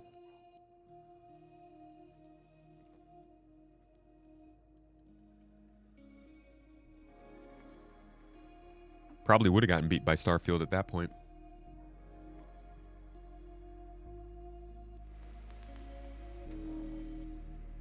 Space Nerds, Alpha 4.8 is out. We are all very aware of this. It's been lighting up our news feeds for the last 2 weeks. But we are Star Citizen fans, and there's always something else to care about. So today we're going to go over what might be coming in Alpha 4.9. It's going to be an interesting one. We've got some stuff to look at from the monthly reports recently. We've got some stuff to look at from Star Citizen, CitizenCon last year. And we've got some stuff that just kind of comes from my head. That's speculation that may or may not be true, but, you know, we're space nerds. This kind of stuff's fun. So stick around, and we'll talk about the more for sure stuff first. The biggest thing that everybody is wondering is, when is instancing coming to Star Citizen? We've got 2 different major content drops that will depend on instancing this year, and that's 2 out of the 4 that have already been planned. First was, well, actually, I guess there were 4. Was it 4? So we got the first drop of Nick's content last year. That was this. The Nick system as the system was being established. But you'll also see some additional design cues that QV planetary services were adding. Yeah, it was 5. It was 5. So we got the second drop of content in Rock Cracker. Or you're going through. This content is for players who enjoy mining, who enjoy exploration, investigation, and don't mind a little bit of FPS content while they're there. A little bit. A little bit. There's plenty. So that was the second content drop of the year in Nick's. And then we got all this ship stuff. And then our third content drop that just happened with 4.8. This space where you will find 3 big arms. You will see at the middle, you will have this big energy core. Everything here has a purpose. It's not just for the show, just something nice to see. So that is 3 content drops so far, but we do have some more stuff coming up. First, the most exciting thing, I think, of the year, just because it has the most visually appealing presentation, and that is Nick's Planets and Planetech V5. Related to a particular geology that look like they originated from the same source. And this ties into how we'll be distributing minables in much more interesting ways too. This is huge. This is one of those things that's not just a new location. This is going to be a technological change, and the Planet team does not miss. They don't miss. I mean, there are a couple things in the planets that are a little bit noticeable and obvious, but I think those are more legacy artifacts of older techs, and when they were implemented, they were novel, just like I think this will be when it's implemented. When is this coming? We don't know, but we've covered this multiple times on the channel. We've seen what developers like Ali Brown are saying. They feel like they're pretty close to being complete as of early this year. And as of last year, they were saying this was going to be coming in just to the Nyx planets. I don't remember if they said they were going to drop Nyx 1 and then Nyx 2 and Nyx 3, or if they're going to do all 3 at once. I think they said they were going to go one at a time. I can't be sure. You guys probably remember that.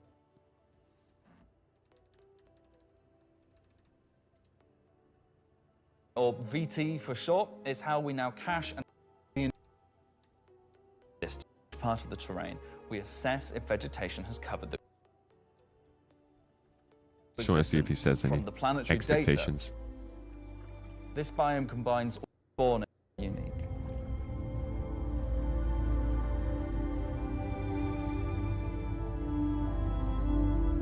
We have been getting a lot of like weird fractures in the planet surface. I actually highlighted that on my Daymar Rally video.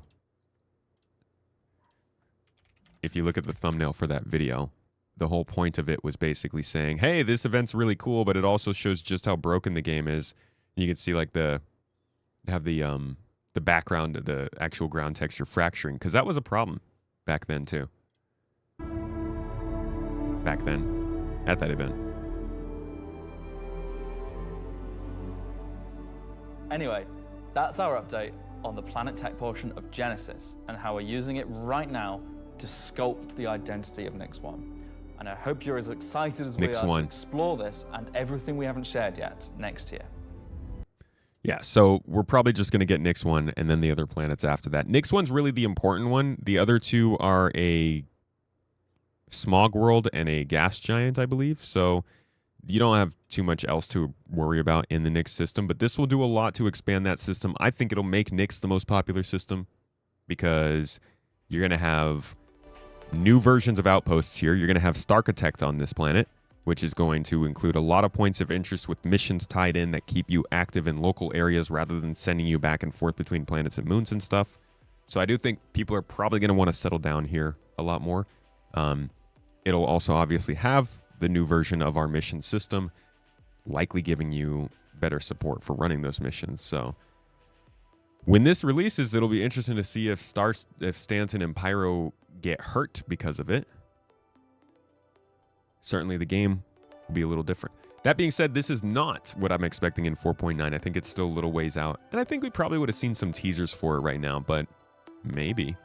Either way, that is, again, just 4 of 5 content drops of the year. We do have, 6 content drops. We have 2 other ones. First, we have the, I guess technically crafting was one of the content drops, kind of. This is a tech drop. Municipal Works. Here's another one that we're looking forward to. This was originally supposed to be an R-Corp, but they have moved it to Levski, likely to help build out Nyx before they go back to Stanton to do more stuff. So inside the later. facility, you'll find huge vaporization chambers, old processing plants, industrial tunnels, and eventually into the old turbines, which are still pumping heat into the old rock. So this is the true history of Levski. This is a place where you won't see in Lorville, you won't see in I-18 or the other landing zone. It's the pure basis of Levski. You will have, of course, metal and tunnels and more structural plays, but you will also see a lot of rock and cave. So it's not a place you go to take vacation. It's really a place you go to fix stuff. Not everybody has what it takes to come down there and do the job that needs to be done. All of your sewage systems have stopped working. Everything's going to quite literally. And so the player is tasked with their group, most likely, to go into there, take out the outlaws, and get the facility working again. Combat!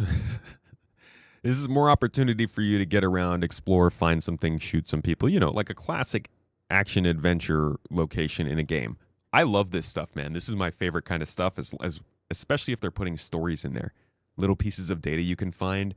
My favorite thing is going into a mission or a contract, doing a little bit of exploring, finding like a data pad or something, and getting like a pop-up for that data pad that's like, you found some new information, and tucking that away to knowing I can go and find it like later when I get back to my spaceship, and that starts a new contract that takes me in some direction that other people don't have because maybe they didn't run this event, so they never got to see that. Maybe they ran the event and passed over the data pad, so they didn't get to see it. That makes the game feel very special, unique, driven, like it depends on how you actually play as a player. And I think that stuff's important. They're kind of getting into that with some of these locations. I think Onyx was fairly good, but that whole linking of contracts thing, I'm thinking is something that depends on a purpose-built mission system, which they still have not purpose-built. So this is content drop 5 out of 6, we'll say 4 out of 6, 4 out of 5, whatever you want to call it. The one that I think might be coming with 4.9, though, is Siege of Orison. Something that a lot of us, I think, find very, very fun. Had a lot of fun playing when it first came out. It's not better than the original Xenothreat, but it's a close second for me in terms of like most exciting events. I'm going to give you guys just a chance to read through it, watch through it, whatever. See what Siege of Orison is, what it's going to be, and what you can expect. This isn't confirmed for 4.9, but I do think it's possible. And we'll talk about why that is in a Let's second. go and find out what one of our first instances will be. Siege of Arisen was an event we did previously, which created a gameplay scenario where the player had to run through and progress through contested islands of Arisen. This was a high-paced, high-intensity event, but it struggled a little bit from its technical execution. But now with the introduction of instancing, it gives us an opportunity to evolve it and modify it and make it better for you in a small group to work through that activity. It is an event that I had the honor of pretty much solely designing and building all of the logic and having the stress of trying to get it working. Agent Dooley from the CDF puts the call out for volunteers because basically the Ninetales have taken over sort of a cluster of floating platforms in Orison. And you are there to kill these sort of lieutenants of this terrorist organization and take back control. So in our current thinking, Siege of Orison is designed for about a 15 to 20 people fire team. So you, your friends, or your org will go in, you'll all have sort of dedicated roles. Some of you might be the tank who brings in the heavy weapons and sort of pulls the fire. Some of you might sit at the back and be the sniper and pick people off who are a bit further to make the advance easier. Some of you will be the medic whose sole job is going to be revive and look after the rest of your team and the health of them. And some of you will be the people who push for the objectives to try and get sort of most of the mission done. The event was designed for about 15 to 30 people, but when we released it, we fixed the problem with 2 DGSs on one server that was fighting for resources. And with that, we also upped the player count to 100. So when it first debuted, it was already too full for what it was designed for. It was a massive operation at the time. I think that bringing it back and giving it a refresher will be a fantastic addition back into the PU. So imagine if Siege was a instance that you could go in and play solo, or if it was a public event that you could go with your friends, or you could join up with random players on the server. There's lots of ways that we want to take a look at Siege, how we can make it a more approachable piece of content. I'm excited, to say the least, to bring back Siege of Orison to Star Citizen and to sort of have it be one of the first tests that we have for instancing and really get it back to sort of a core experience point where it should be. So while the next season is quite heavily focused on Nyx, I'm also very happy that we're not really ignoring our other 2 systems of Standard and Pyro, and we're going back there and we're sort of improving and expanding on the player's life in those 2 systems as well.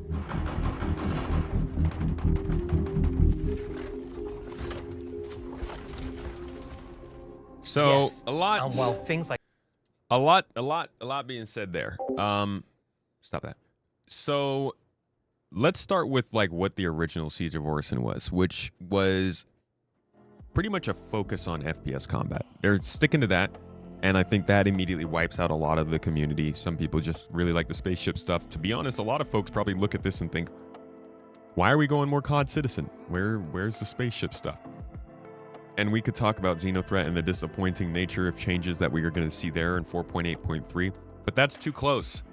We are obsessive space nerds. We want to talk about whatever the furthest possible away thing is. And there are rumors swirling, as has been noted in chat, that this is coming in 4.9. It's not been confirmed yet. The big tell is instancing.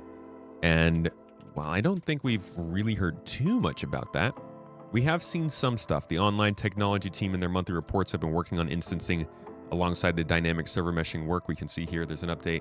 As usual, the team continued to provide ongoing support for Mission System V1. That is what I was talking about earlier, needs to come in with Starkitect to make new missions possible for us.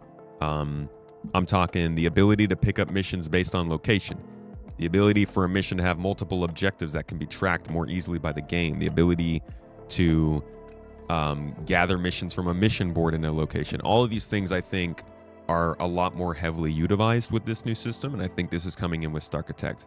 But continuing, they said they are addressing design requests around instanced operations, per cycle item limits, and contract advertisement behaviors in instanced environments. So little bits of talk about instancing here and there. Again, online services team spent time in March supporting and improving the mission system, which powers in-game content like hauling and industrial missions, alongside instanced content. A key bug, we'll continue ahead here. The mission system was also expanded to support entity-owned missions, meaning non-player objects can act as mission owners, which opens the door for new types of instanced content. Again, this is what I'm talking about. This is like a pretty big sentence. Expanding missions so that non-player objects can act as mission owners means exactly what I said. If you find a data pad, that data pad can unlock a mission for you that gets stored in your object, in your database. We might have that functionality already.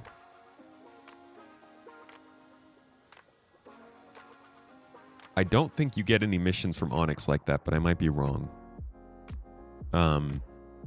But I think this gives us a lot more capability of receiving missions not from our mobiGlas. That's besides the point. All of this is really focused around instanced content and how much they've been talking about that. If we go even further back, let's hit up January of 2026, maybe February of 2026.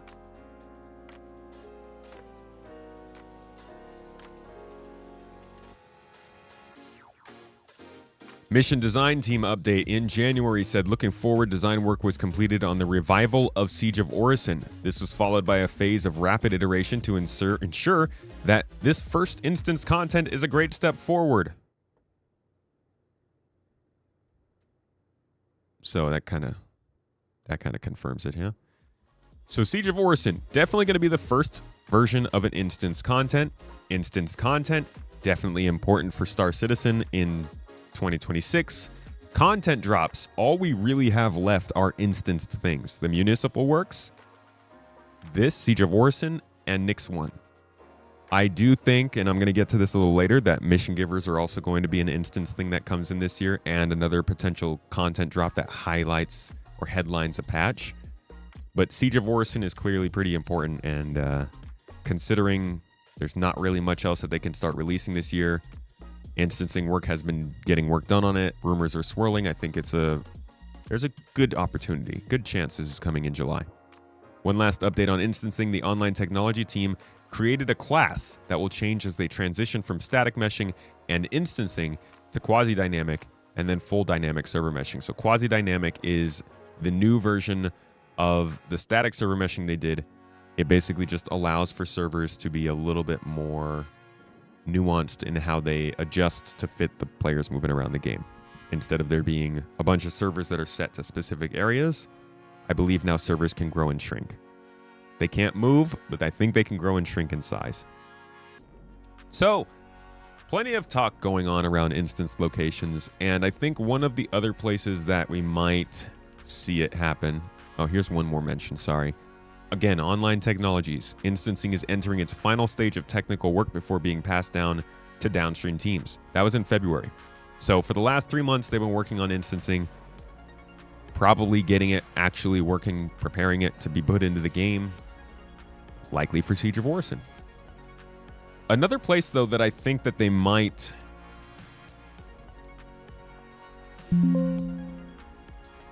Another place they might do instancing pretty soon is... Heck. What is this? This is March. March, February, January. I bet it's April.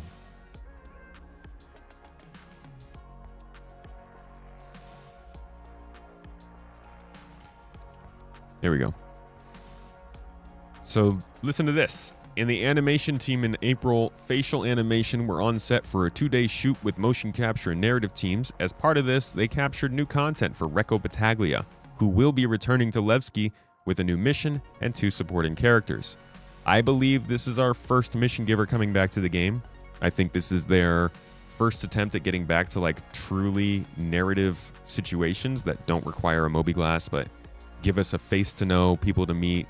They've been kind of working towards it with the voices on call and with Wicklow, but I think this is going to be their first big move to try and get a more traditional style NPC into the game, giving out missions, having conversations, stuff like that. and I think they're going to instance it. I don't know if they've explicitly said that they want to use instancing for mission givers, but it makes sense. You know, nobody wants to sit in a line for 20 minutes while everybody has a conversation, the same conversation with this person over and over again. So, along with the focus that we're seeing on Nyx this year, with all this stuff that's been going on, Nyx is obviously a big part of everything. Like, it's back here somewhere. Don't think they really talk about Reco, unfortunately. Expanded into the would have been a good system time and tried to mine as much as they could, making a very slim margin by the sheer quantity of resources they were pulling out. Man, I'm still waiting for the chance to have a mining operation that looks like this. Resources they were pulling out. You just never find this many resources that close together. The system itself sort of ran its course from sort of a large corporate interest. Let us actually go back and see what Reco Battaglia looks like. So this is less likely, in my opinion, for I'm going to do 4.9. whatever it takes to... I always do this. Every time, huh? So this is 3.9. Let's see what she did, though.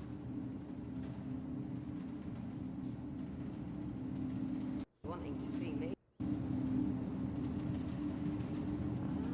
Then you'll be wanting to see me. Name's Reco. I see to the boring fiddly bits for most of the miners work in the area. Dig site claims, equipment orders, ore transfers and the like. For most jobs, the terminal will set you up.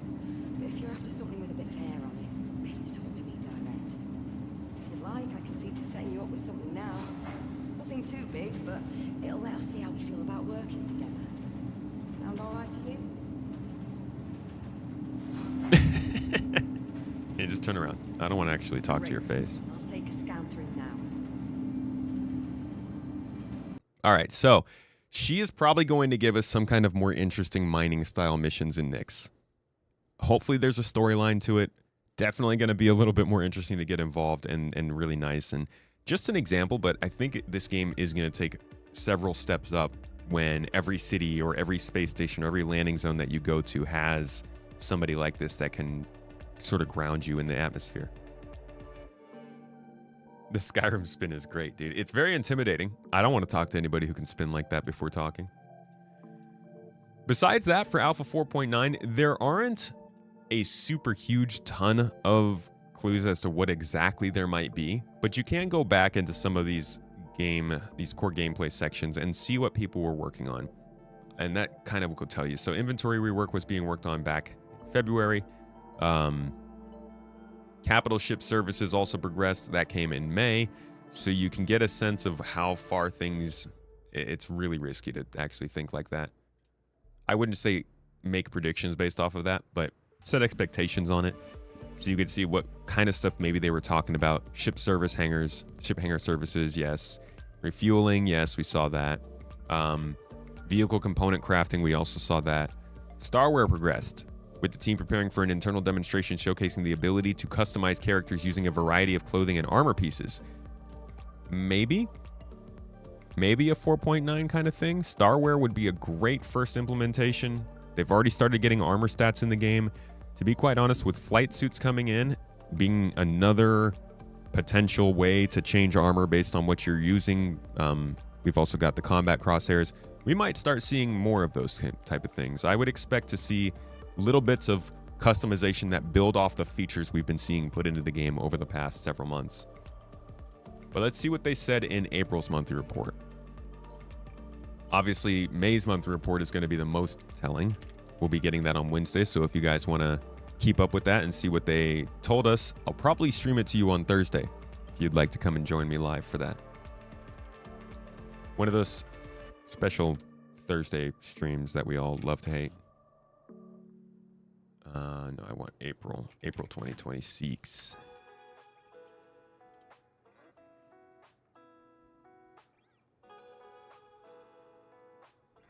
You can't help but think about what a gamer who knows nothing about Star Citizen would think about us being excited about getting an NPC that gives quests after 14 years. It's all about perspective. Yeah, if you don't know anything about the game, that's going to seem like, okay, great. Good job.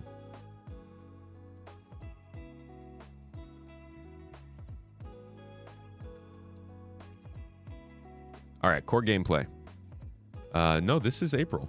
So yeah, that was the last bit that we got was just Star Wars. So maybe we'll see something Star Wars related. Maybe that's really the most we'll see. At least like in terms of new features. Anything here? Ooh, this is a big one. In March, they were progressing through hacking with devs polishing items, improving the tutorial, and ensuring the UI is always correctly aligned to the player. That's crazy, man. I think I just blocked this out of my mind to not think about it, because when they talk about hacking, what's actually going to happen with it, you know? Just going to read about it again in 8 months. Hacking's always a possibility, but I wouldn't put too much emphasis on it. Let's see. They got significant work done on crafting. We saw that come into the game. Crafting machines, engineering updates, refueling mechanic, Drake command module, the transport system. All of those we've seen. Mission system, we have not seen that. Here it's talking about the mission system V2. Okay. Man. CIG. Y'all can't be using different words for these things. I'm pretty sure we just read another monthly report where they called it Mission System 1 or something like that. Missions version 1.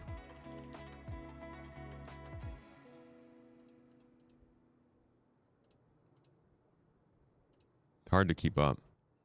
Anyways, this is going to include Starchitect, like we talked about earlier, and the ability to dynamically create mission locations without designer intervention. We saw that. That was what we talked about earlier, where they make missions based not on characters. Ship hangar services were also in there. That's about it. So in terms of features we've been hearing about in monthly reports but haven't seen, we've got hacking. We've got Starware. We've got Mission System V2. We have Starchitect. But that's mostly it this year. So I think we'll probably see some economy movement in 4.9. I think we're definitely going to see Siege of Orison, maybe a mission giver. A lot of it, I think, will probably be building on the features that they've been putting in these last couple patches. But that's really what we know so far. I'll let you know when something else has come out. I mean, we'll have a roadmap roundup in a couple days, so I'll see you back for that. 4.9 in 2 months. 4.9 will be in July, 2 months after May.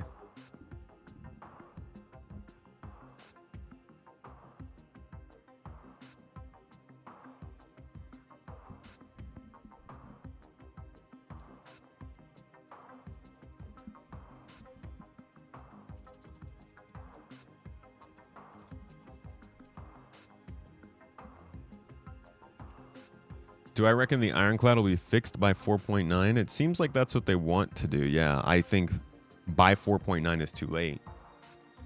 That's like, these ships can't be releasing like this, dude. It's not good.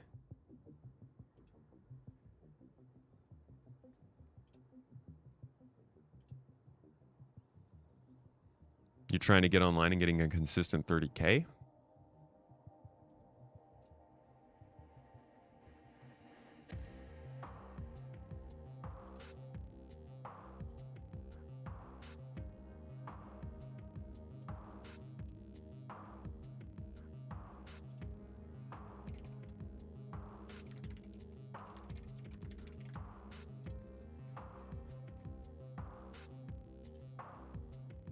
Evocati will probably start end of week or latest next week. Man, I forget that Evocati starts so early. The news cycle just never it never slows down.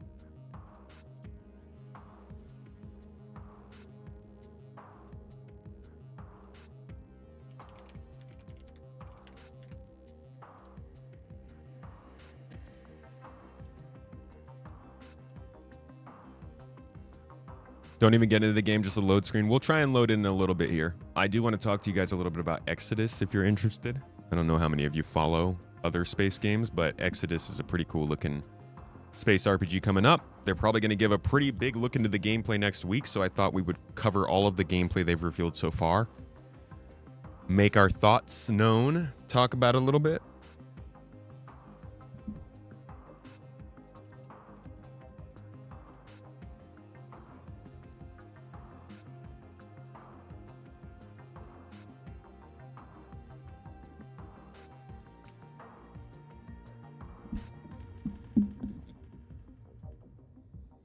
For 4.9 to be fixed, the Ironclad.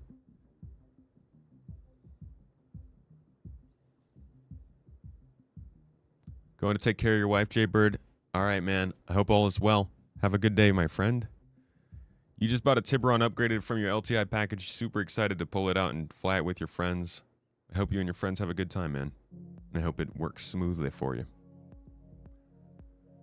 You're waiting patiently for Osiris Reborn. That's a fun game. Did you hear that they are recasting?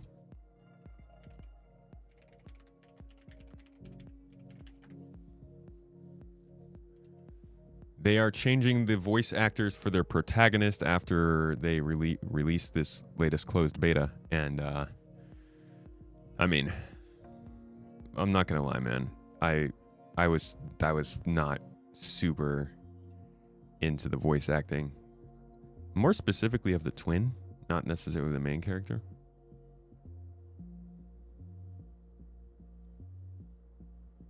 Exodus isn't out yet. It comes out next year.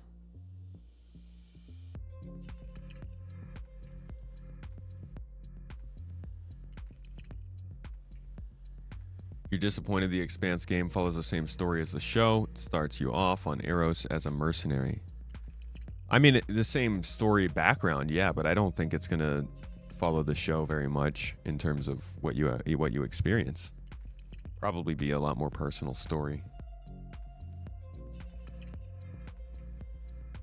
A new story, like you would prefer a different time period? Was it not AI? No, it was a person. Just didn't do the best job at it. I mean, maybe he did a great job for what he was directed to do, but the acting did not fit that part of the game, or just in general, it was just kind of jarring. Like it, yeah, I don't know.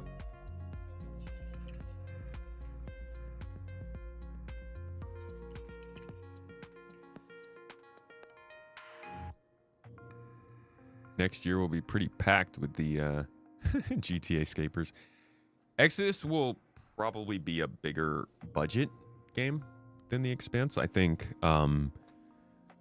they are the Exodus team at Archetype Studios is funded by freaking Heart of the Swarm or Coast the Wizards of the Coast or whatever they're called, the D&D folks. Like they have a massive company publishing for them. The Expanse is self-published, I'm pretty sure. I think it's produced and published by Owlcat, if I'm not mistaken. So I do think that Exodus is just going to have a bigger marketing budget. They'll have more ability to call on events to spread the name and stuff like that. Hasbro. That's right. They're funded by Hasbro. They are good to go.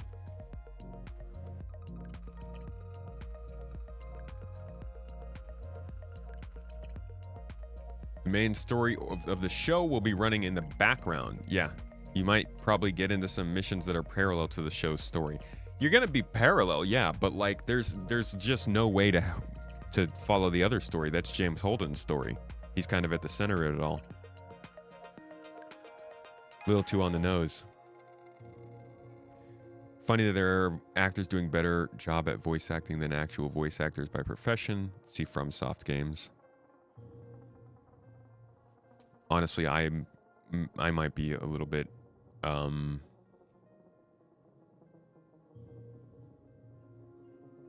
of the loop. I feel like actors should be able to voice act,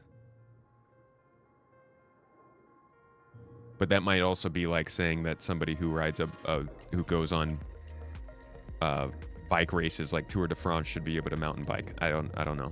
I don't know that much about it. I just feel like you would have control over your voice very well as an actor.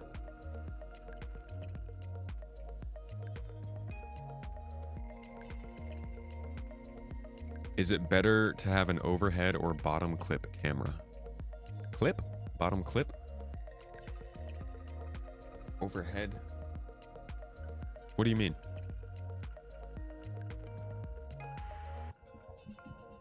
Overhead or bottom clip?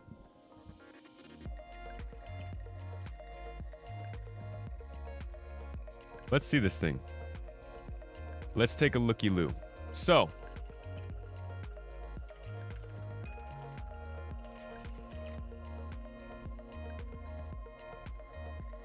Space Nerds! If you haven't heard about Exodus, this is a new space RPG third-person adventure game with platforming and crafting and a story and time dilation. Ooh, and animals with full-on human souls in them, or like enlightened animals, awakened animals, like polar bears that can fight alongside you and fly spaceships. It's an interesting game. And it's coming out next year. Alongside The Expanse of Cyrus Reborn, alongside potentially Squadron 42, we are going to have one hell of a space game year next year. But it's been hard to figure out what this game looks like. Luckily, they have released like 12 different clips of gameplay here in very short formats that I've not watched all of them, and I imagine some of you might have missed them. So I figured we'd go through each of these, and I'm not going to spend too much time pausing on them so that you guys can actually watch them through. And we'll just have a couple words, a little bit of chatter in between each clip. I just want to give you guys some hands-on, some eyes-on, rather, because it's an interesting game. They're going to show off some gameplay next week at Summer Games Fest, and I think everybody who likes space games should have an eye on this at least, just to keep, be in the loop, all that kind of jazz. That's why you hang out with Space Tomato, right? Trying to keep you updated on space game stuff. All right, first clip, a little bit of combat.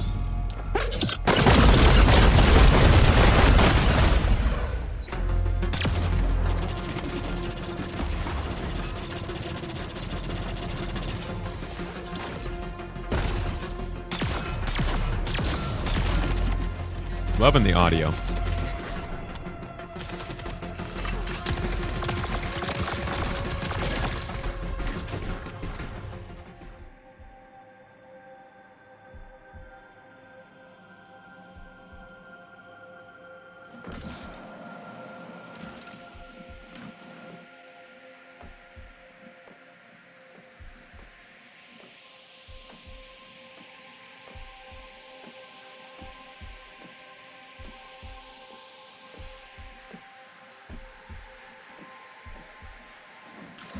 Watch Todd pop out from the side of the screen and be like, "You can go there!"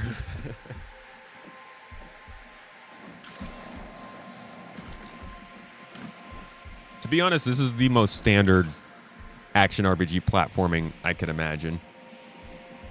Not necessarily a bad thing, it just doesn't inspire me that much, but I like a nice environment.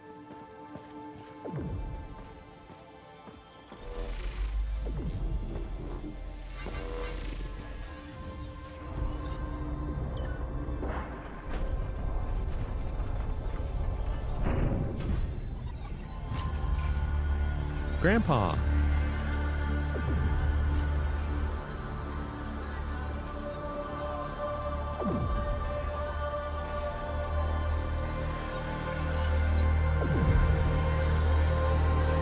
All right.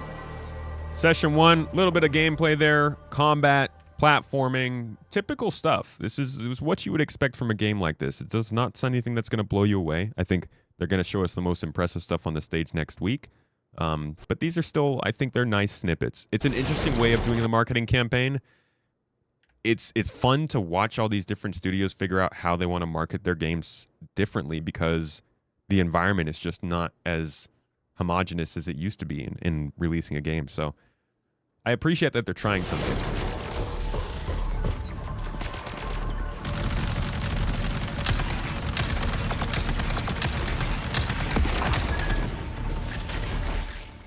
The sound is consistently impressing me.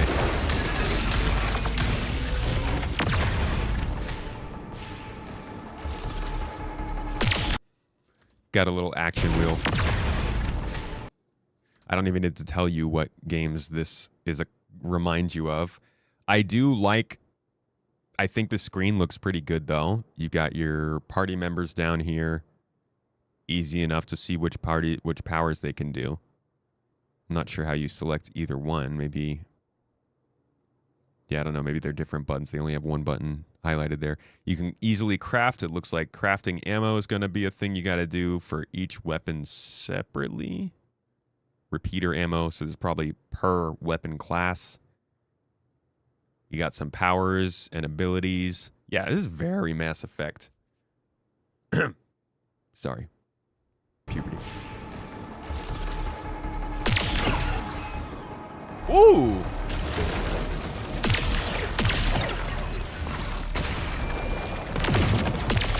All right. Showing us the weapon choice.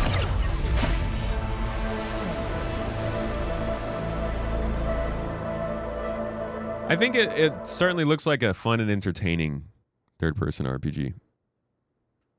Need some more, though. The craziest thing to me is the most interesting part of this entire game that they've talked about has been the time dilation, the fact that you go off and do these missions and then you return back home and things are different because you've been away for hundreds of years. That could be incredible. That reminds me of the old stuff Peter Molyneux used to say about Fable back in the day. Not to put any pressure on Fable, but that's the kind of thing that I think will tie people into a game. That creates some crazy cool moments that other people you at least feel like won't get. But they haven't shown any of it yet. It's just this stuff, and maybe that's going to be their big reveal.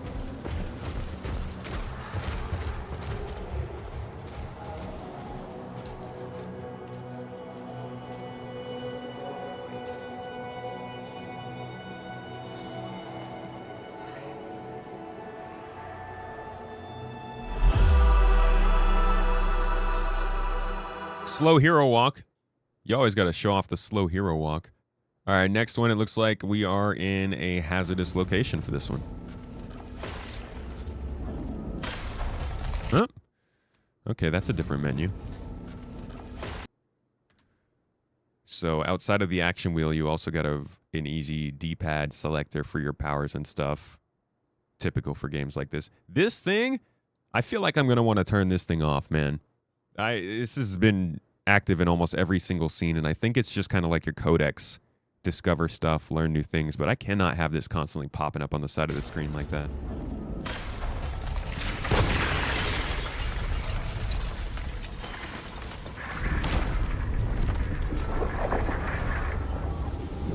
I gotta read the book for this year.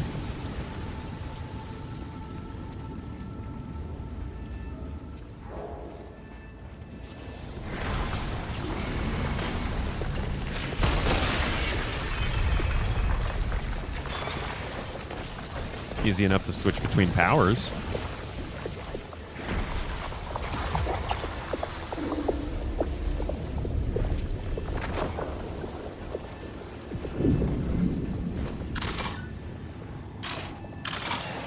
All right, so there is a pretty solid amount of interactivity, even if it's not incredibly sandbox focused. Like, this is clearly driving you down a path.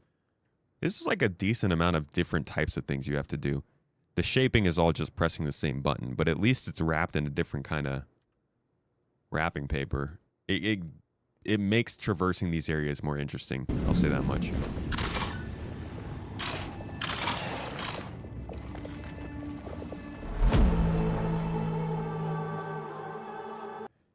Simple stuff. Worth seeing, though. The audiobook is 30 hours long. Jeez, ow. Well, not too bad when you're coming off of Way of Kings. But yeah, I got to make time for that. I still got plenty of other stuff I need to be reading. What is this? More combat?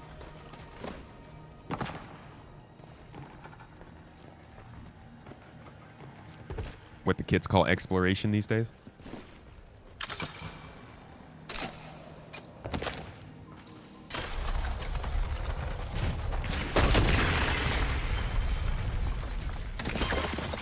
If you didn't notice, your guy in this game is kind of like this super special guy who encountered some artifact and got some vision that told him some stuff and gave him some powers. If that doesn't sound familiar, don't worry. Super novel. Very original.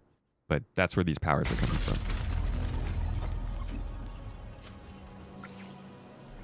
Just to be clear, this game was written by the same person who wrote. Actually, let me confirm that before I go saying a whole bunch of crazy stuff. I'm pretty sure he wrote KOTOR and Mass Effect, right? Yeah. Knights of the Old Republic and Mass Effect. So this guy also wrote Exodus, if I'm not mistaken. And there are several people. Yeah, narrative director on Exodus. So he didn't write it, but he was a narrative director. And there were also a few other people who worked in Archetype on this. Yeah, James Olin and Chad Robertson both are also on the team making Exodus. They were also part of BioWare during its heyday. So, like, you're going to just see a lot of that influence all over this game.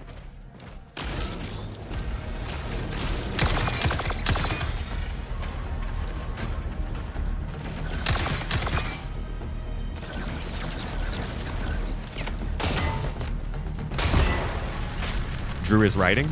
Okay.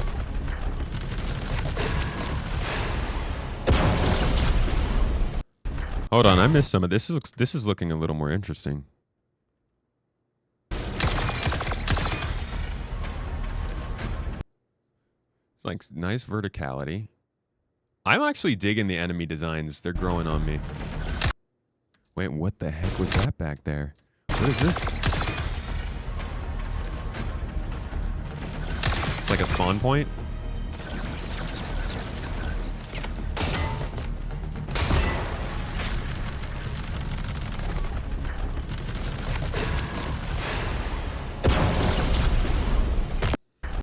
Jesus, man, there's a lot going on. So this is a slightly different wheel than we saw before. This is probably your powers wheel. The other one was probably weapons and stuff. Oh, this looks like maybe it's a party wheel.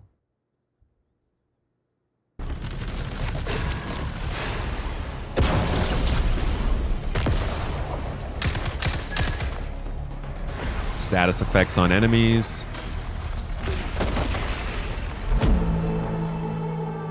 Plenty of fun to be had around the powers. Yeah, that's definitely a step up in terms of the combat compared to the earlier ones, in my opinion. I like what I'm seeing. The enemies are still very, they do the same thing, sort of at the same time. You can see the programming in them, but is this the one we just watched? No? Some stealth. Classic, you gotta mark people before you go into the scene. Take me back, Splinter Cell.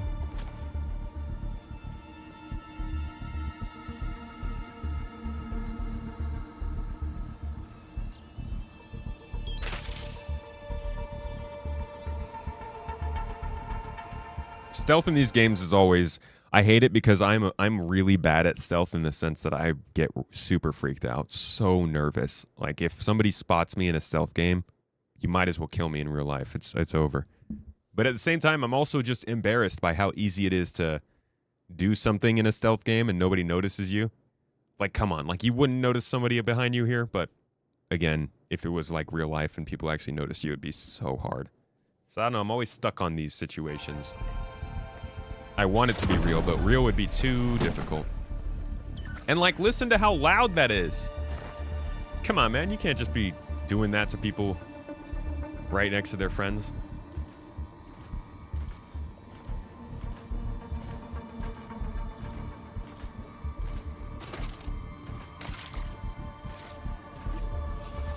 Oh, no.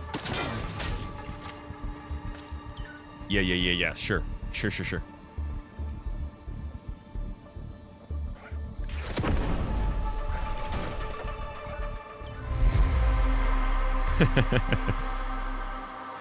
Yeah, stealth is funny. Stealth is funny, but it changes the pacing of the game. And I get why you want to keep it there. All right, here is a city. So you're going to have multiple planets, multiple cities. Like I said, there's that whole time dilation thing. So you're going to be gone and coming back to the city at different times. That's what really interests me. How much do things change when you are gone, and how much do your choices affect that change?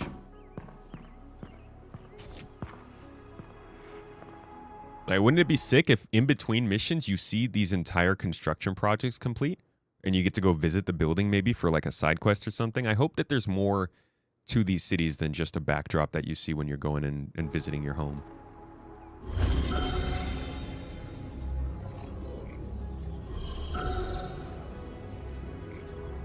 Lore!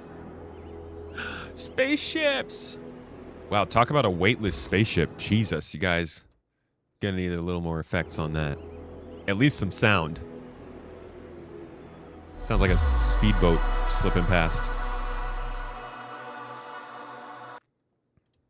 All right. What's up next? Conversations. This is the most jarring video, in my opinion. And it makes me kind of sad because when I think of a BioWare-like or a Mass Effect-like, I'm thinking of a conversation that sounds very natural, that rolls smoothly. I feel like I'm involved in and driving. This kind of reminded me of Osiris Reborn. Sorry to make already pre-mold your guys' opinions, but I'll let you get the full listen here. When you look out at this cave, the ruins, what do you see? Can you describe it to me? The walls are towering, celestial. But the cave is starting to reclaim them. The colors are all muted in the dark. Grays and browns. Some green where lichen is growing. The light from the surface is catching in the dust. Looks like fog. It sounds lovely put like that. The way I perceive the same sight is quite different. More LiDAR than stereoscopic vision. Volume, shape, mass. My drone feeds me data, not video. I know there is light. I could tell you it's precise radiometry and photometry, but I can't see it. But there are things I can see, metaphorically speaking, or, ooh, maybe metaphysically. You've seen it, the way I can interact with some celestial glyphs. I'm not like you. It isn't built into me the same way.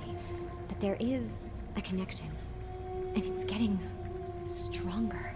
Evolution. Adaptation. The virus changes. I change. Doesn't that worry you? Being changed? No. Yes, sometimes. It's inevitable. Necessary for survival. The Celestials know that. We have to learn. That's why I'm so interested in the remnant that might be down here. It's all about change. You still haven't told me what this remnant is. Difficult to explain. Better to show you. If we can find it. Come on, let's go look. So, this to me really made it feel like two people reading off of a script instead of people having a conversation. Like, there's something about the delivery that I think it's like right around this part, maybe? Adaptation. The virus change. Is this part? Yeah, this part. Like, this just sounds to me like people Celestial. literally reading. But the cave is starting to reclaim them. The colors are all muted in the dark. Grays and browns.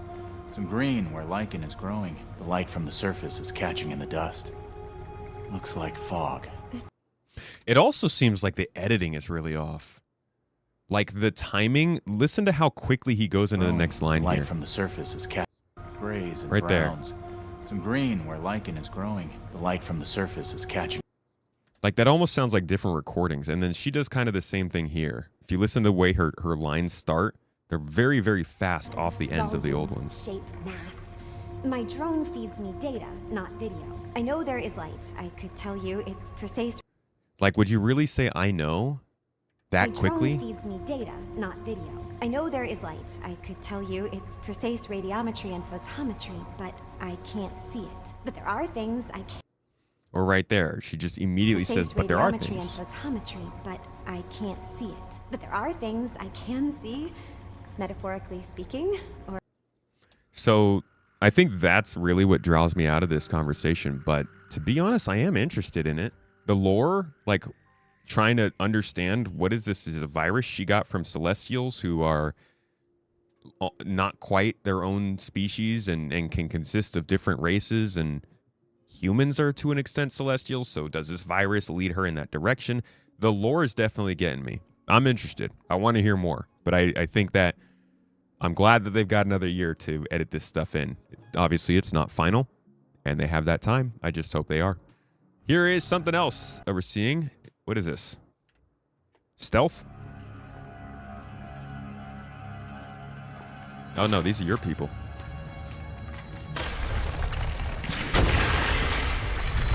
Oh, he loves that one.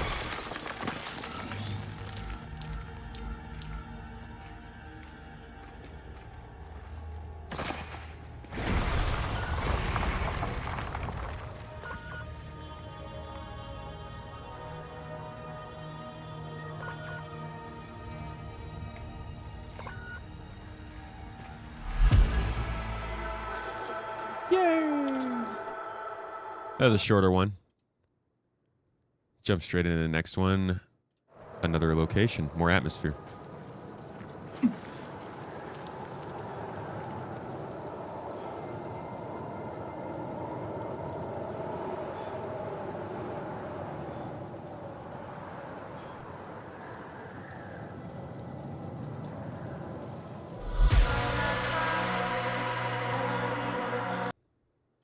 Wonder how much RMC this is. Looks like a solid salvage job. They're showing a lot of the locations that we saw in concept art during these videos. A lot of it is just showing the atmosphere, the design of the game, giving you a sense of the characters and movement, UI. Definitely, they feature these two characters in a lot of these videos.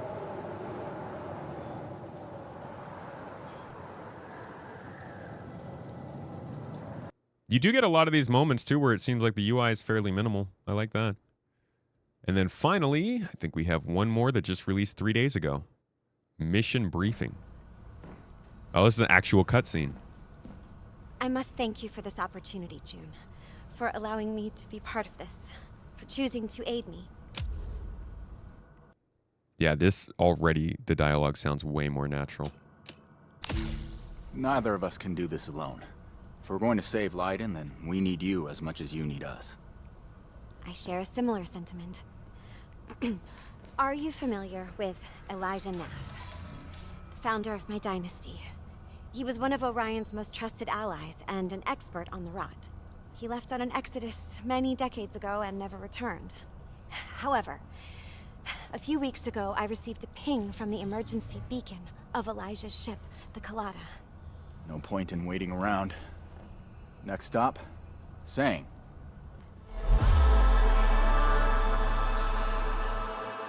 I'm interested. Tell me more. I want to play. Honestly, the game itself, I'm not blown away, and I kind of like that. I don't need to be blown away. This looks like it looks like a pretty interesting space adventure game with characters that I want to know more about. This like kind of younger Tom Cruise looking guy that's apparently lost that we have to go find his ship. With decent gameplay and pretty good sound design. As far as a space game goes, dude, I'm not asking for much. We don't get much, okay? The last decade was like, we got Mass Effect Andromeda, Outer Wilds, Outer Worlds, and Mass Effect 3 at the beginning of the decade. Like, I'm cool with them trying out some more stuff. They've got a lot of lore here, which I think is one of the best parts. You can go read the book separately. There's so freaking much here to learn in terms of the trailers they've released, the Q&A videos that they've done with the founders and the people who have been working on the game. I talked about the awakened animals, didn't I? As we all know, the Awakened have a long, proud history of contribution to our home. Oh yeah, also this guy. What's his name again? Interstellar dude? Murph! Matthew McConaughey. He is also very closely involved in this in terms of, oh yeah, No Man's Sky. Thank you, Beck City. Oh my God, I'm awful. He does a lot of the voiceovers and stuff for this. World. But how familiar are you really with the origins of your Awakened neighbors? Take the Awakened bears. Because of their resilient physiology, their ancestors were charged with bringing medical care to early human colonies living in the One most of these remote bears and helped with hostile Elphaba's environments of the birth. cluster. A noble beginning for a species that today can be found too often working as mere military muscle. From life-saving medic to deadly soldier. Do we call that progress? I'm Cece Orlev. Yesterday, today, and tomorrow. Is he supposed to be like a journalist? Most sensual journalist I've ever heard. Dude, you put Gatling guns on bears and I'm going to play the game. The game looks sick. It's got really interesting ideas. I think this has enough weird, cool, and interesting to be a tentpole RPG game for this genre, for the space games. We'll see how it performs. We'll see how it does. The big gameplay reveal comes at Summer Games Fest in a couple of days, so I do think that that's going to be a chance where a lot of folks do wake up to this game and start to pay more attention. I wish them the best. I hope it goes well, and I will keep you guys updated on where this game is headed. With that, we can now turn back. She said, I want to go back. Good timing. We can turn back to some SC for the rest of the day. I think this looks interesting. What do you guys think of Exodus? Did that look into those videos change your opinion at all or your expectations for the game?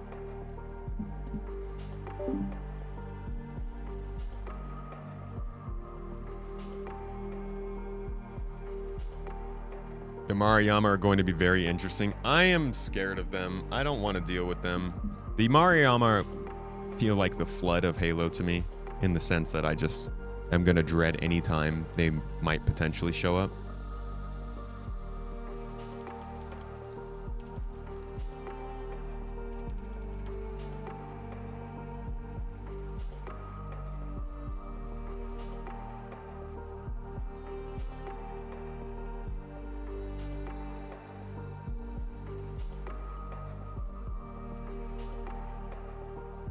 You want it, Johnny?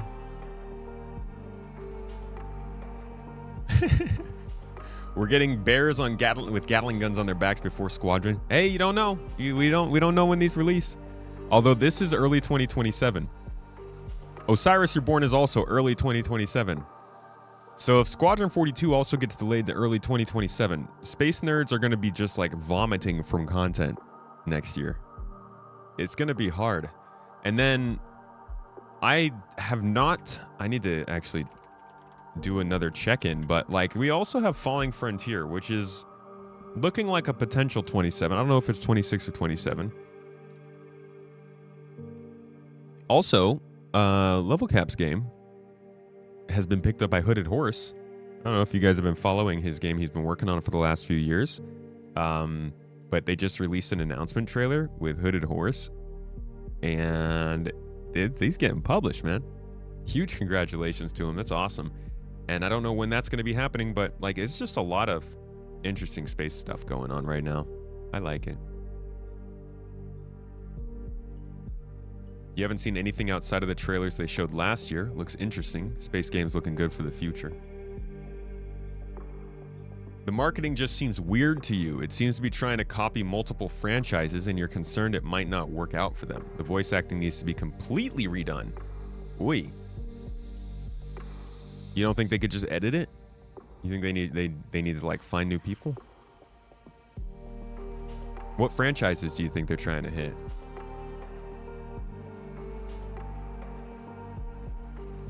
Feels to me like a natural progression of Mass Effect. Like if you told me Mass Effect in the 20s, this is like about where I would expect it to be.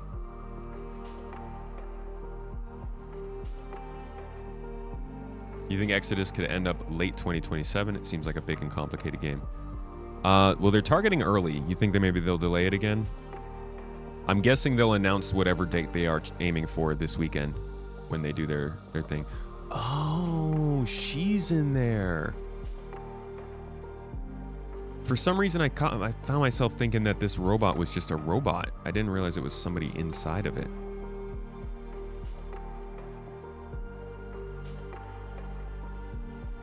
Oh yeah, there's also a secret level video of this. Just to give you an idea of how like widely they are spreading this franchise.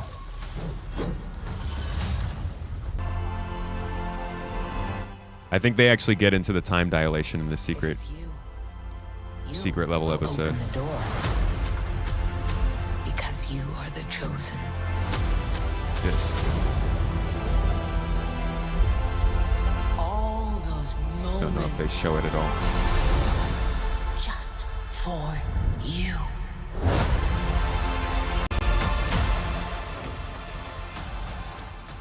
This is showing all the videos, so I can't find any freeze frames. Come in. You have a game to play. But yeah, there's a book, there's a secret level episode, there's so much you could actually get into this game with. There's a character sheet. Jeez, ow. Right, because they're into the whole tabletop stuff. Ooh, creature catalog. Wait, I didn't know there was all this. I love a concept art book, and I do think this game probably is going to have really cool concept art. Look at that, a freaking frog tank. Bro, awakened frogs? Awakened frogs? That is, oh man, yeah, I'm probably going to get some art from this. This is very interesting. Creature catalog. How much is it? $55. I'm going to keep that on a list. Yeah, Concord also had a secret level episode.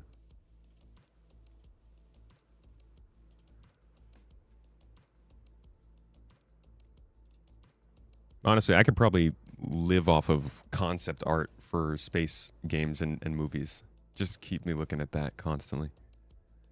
Not a great episode since the studio that made the episode did narration, which ruined it. I see.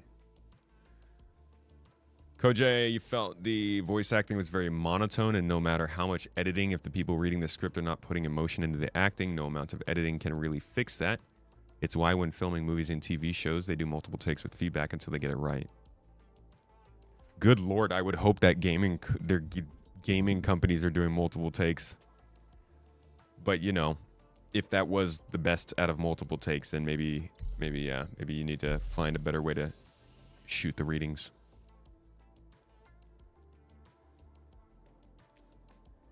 Awakened frogs makes me giggle. What would be the most funny awakened animal? I feel like an awakened pig grenadier. Just oinking away bombs. One thing you liked from Exodus, from what you saw, is the alien architecture. It looks really ancient and advanced. Yeah, it does look ancient. They did a good job of giving it that old look, old man look. Grandpa vibes.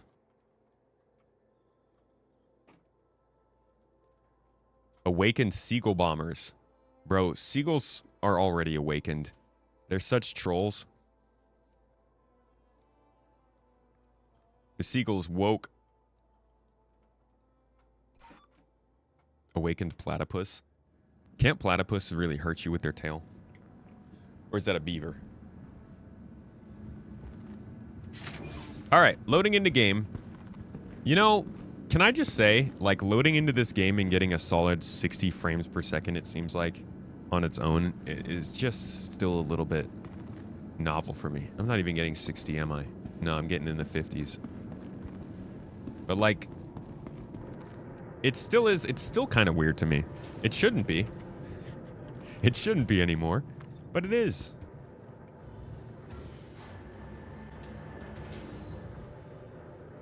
Oh, is it the platypus that has the poison on the tail?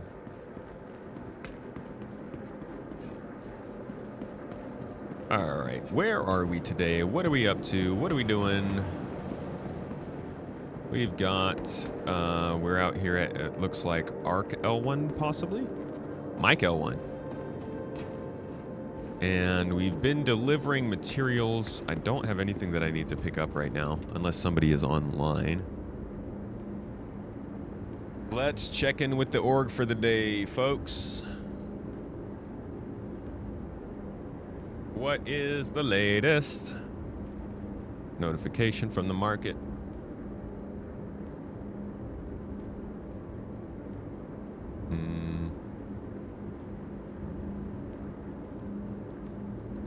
Probably need to have a...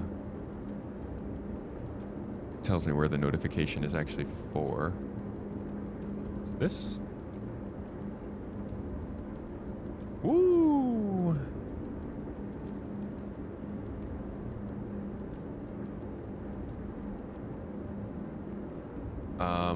Let's see, was I doing per SCU? Yeah, I think it's just 200K per SCU. Alright.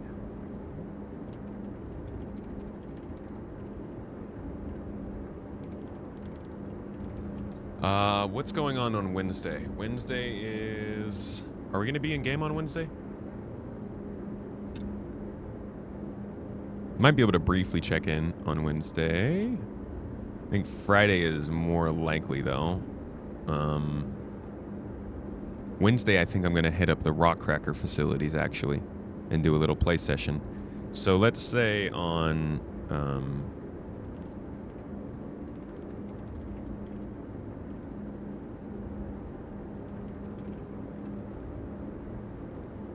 Cool. Shailisha's got some Subrelium to sell. And I think that was probably the only notification we had. Still waiting for stuff to get turned in. Maybe we go and find some high quality ores that we can turn in for this strategic reserve. You can't load into Arena Commander without it having 2 frames a minute. Really? What's wrong with your Arena Commander?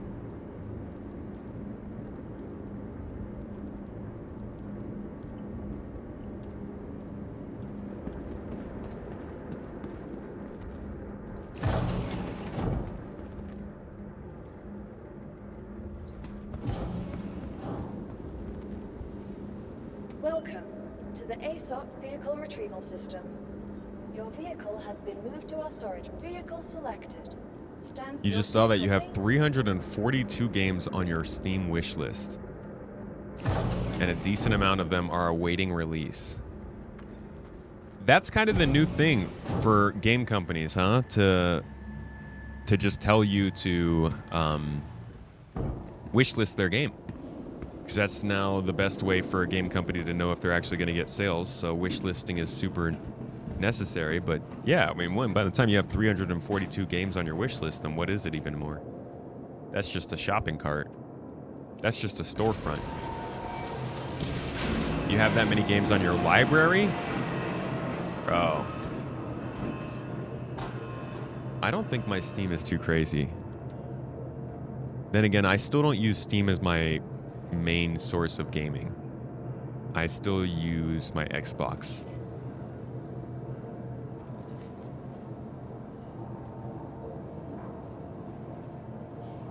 I have, does it tell you how many games?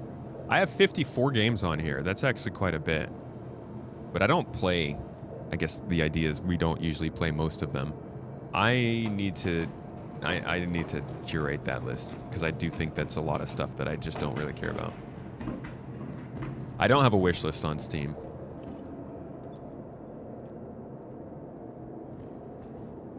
PK, how many's on your wish list? Come on.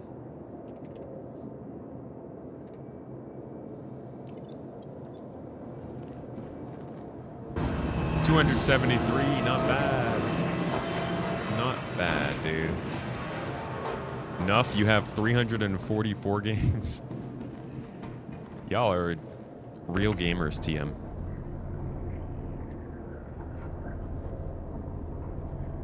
Okay, can we make a crossbow? What do you think, guys? Do we finally have the materials to make a crossbow? I think that stuff might still be with Maverick, actually. Yo, can you snap to the grid? Is that snapped? Okay.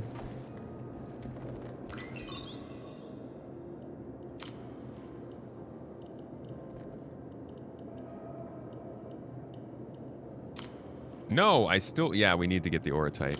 How am I doing on Ceruleum? I definitely need more. 636 is not very high. We need more Ceruleum. Where can you mine Ceruleum?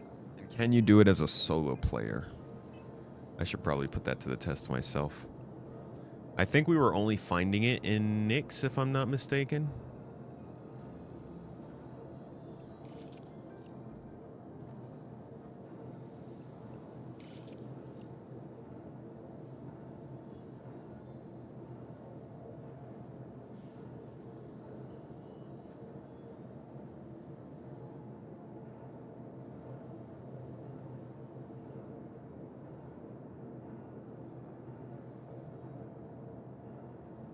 Glacium ring. Okay.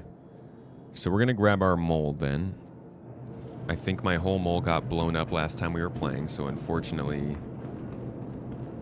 that is going to be... We're going to have to do some rebuilding of the mole here. Rockbreaker only. I know that's Sadarix, whatever the heck it's called. Ceruleum you can find out in space.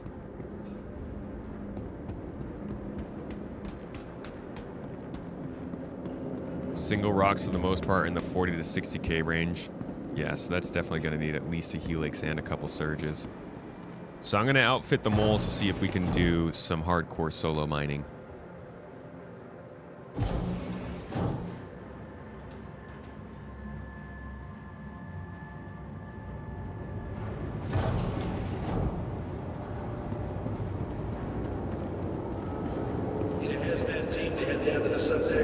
Hey, can a mod on Twitch? Can we put out a poll on Twitch? I want to see how many people are interested in Exodus, Osiris Reborn, both, or none. Just to get like a ballpark.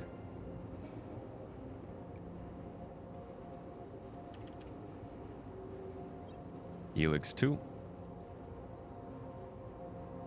And you know what? Just to be safe, I'll get a second mining laser for another slot to make sure we have something that can at least do a smaller laser when needed.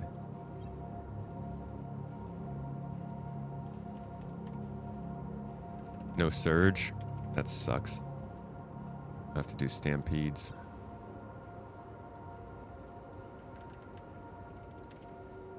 Focus.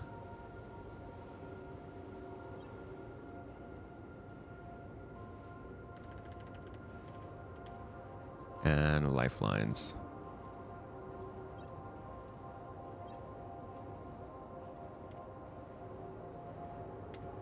All of the above. Yeah, we have one of those too. Thank you for setting up the poll. On Twitch, would love to see your guys' thoughts. What game are you looking forward to in terms of the space RPGs that we have coming up?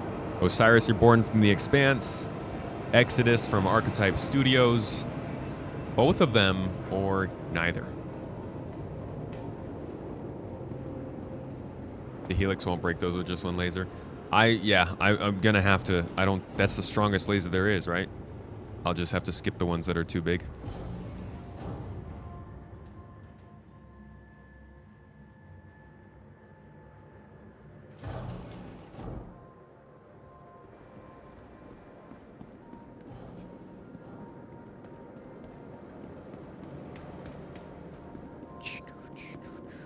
I have no idea. Oh, the mole I think is still blown up, so...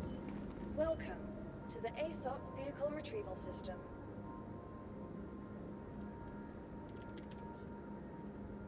Your vehicle has been moved to our storage facility. Okay. Now we'll do the editing.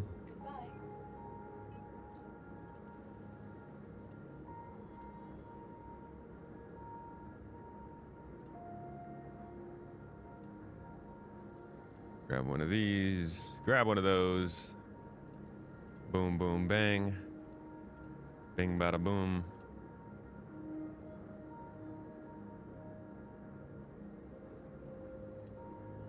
And then we'll leave the third one as stock. And we'll see what kind of stuff this can do. I still don't have a good idea of what I'm actually capable of as a solo person. To the ASOP Vehicle least tell us something. Your vehicle. Please, vehicle. Settle down. They all just seem human focused, as in playable human only, so you're not interested.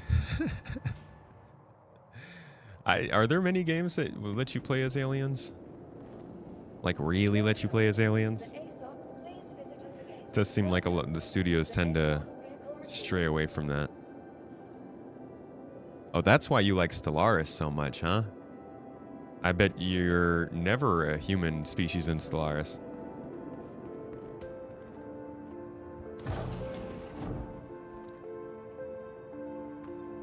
You have trouble with just 2 on some, running main and second account on the mole? I see. They sell Ryger 3 at Levski, and what does Ryger do? If I would have not mentioned Exodus, you would not know it exists. And what is Osiris? Well, happy to help, Wolf's Light. Osiris is the Expanse game coming out. Action RPG from Alcon. Well, I guess Alcon just has the rights. It's coming from Owlcat Games. Whoops.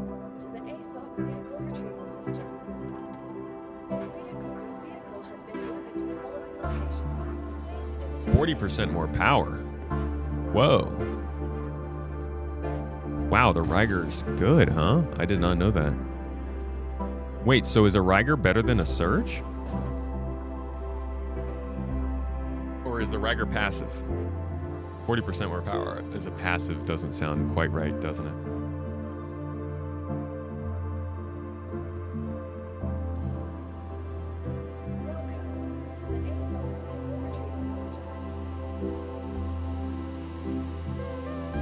Can I please have my ship?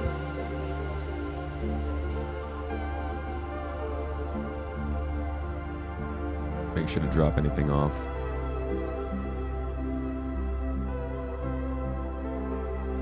We're good. It's passive. Wow.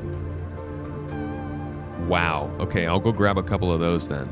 Damn, I did not know about the Ryger. That makes a big difference.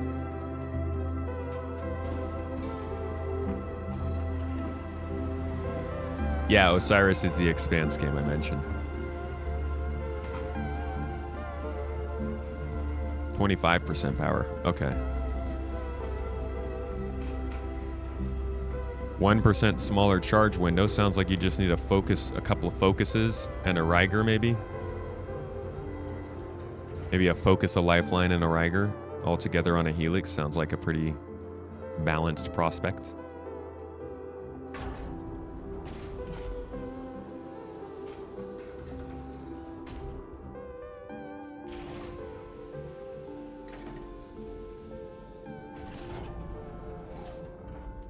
I'm not known for my big rock cracking abilities, all right?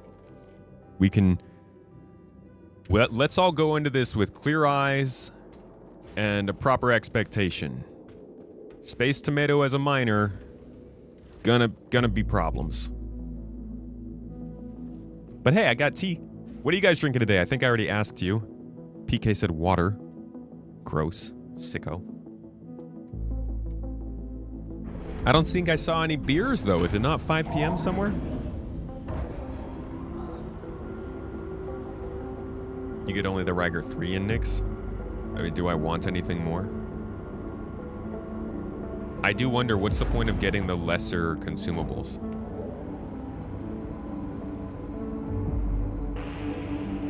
Got that sweet tea this morning. Very nice. Water. Dark Waro. Oh, tap water. Brother's got the silver spoon.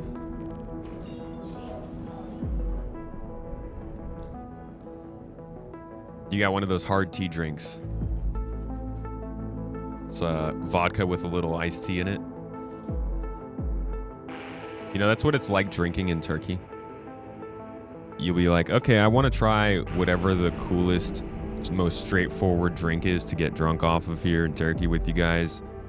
Maybe we could just like water it down a bit. And they're like, no. No, we add this. We add water to this, they say, actually. Like, instead of giving yourself a weak drink with less alcohol, you fill most of the cup with alcohol, and then you put a little water in afterwards just to lighten it.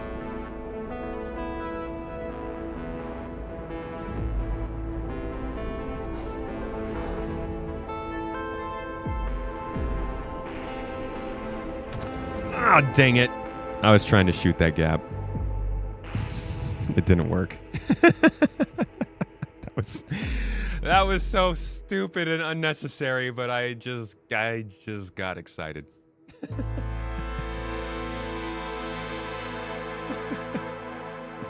Why do I do this to myself, man?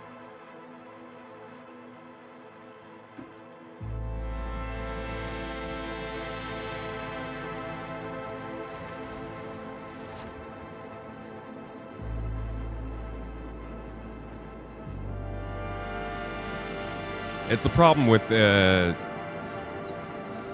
your brain just doing stupid things for no reason.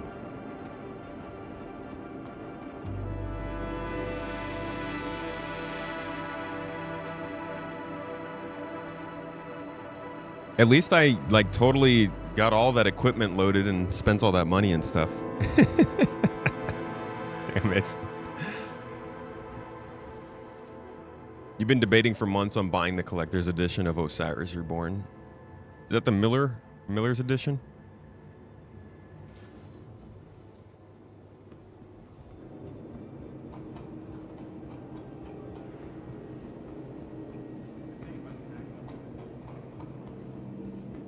Trying to show off.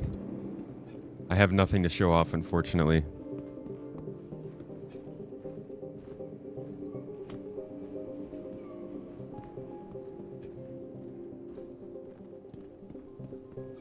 No, I did not ensure my loadout. I have not grown that habit yet, so we're gonna have to buy everything again. I'll probably just fly straight to Levski and buy it there. I actually don't think I have time anymore. I think I just screwed up my ability to even do this. Higher than Miller's edition. Ooh. Is that when Miller comes and visits and says hello?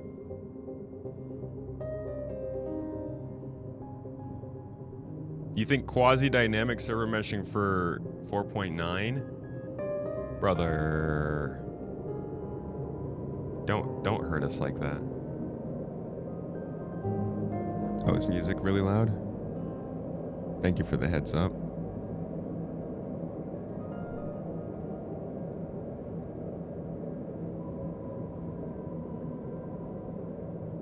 Helix is sold at Levski. That's good. That helps. Oh, the poll has finished. And total of 35 votes, it looks like, about. Thank you guys for being so involved. Exodus actually got the least amount of votes. Only 3 people are interested in Exodus after that little look we did. More people, more than double the amount of people are interested in Osiris Reborn now. So Osiris Reborn is definitely still the more interesting game in this community. However, the top answer is both. 40% of the vote said both. 30% of the vote said neither of these games. Y'all just don't care. You here for that Star Citizen love. I feel it. I feel it. I understand it. I get it. These games are pretty different from Star Citizen. Similar in the sense that they are in space, but it's about as far as you can get in terms of what the design is supposed to be. These games are finished. I'm kidding. I'm kidding. But no, really, these games are very much focused on running through a story and doing interactive missions. Star Citizen is definitely... Hello.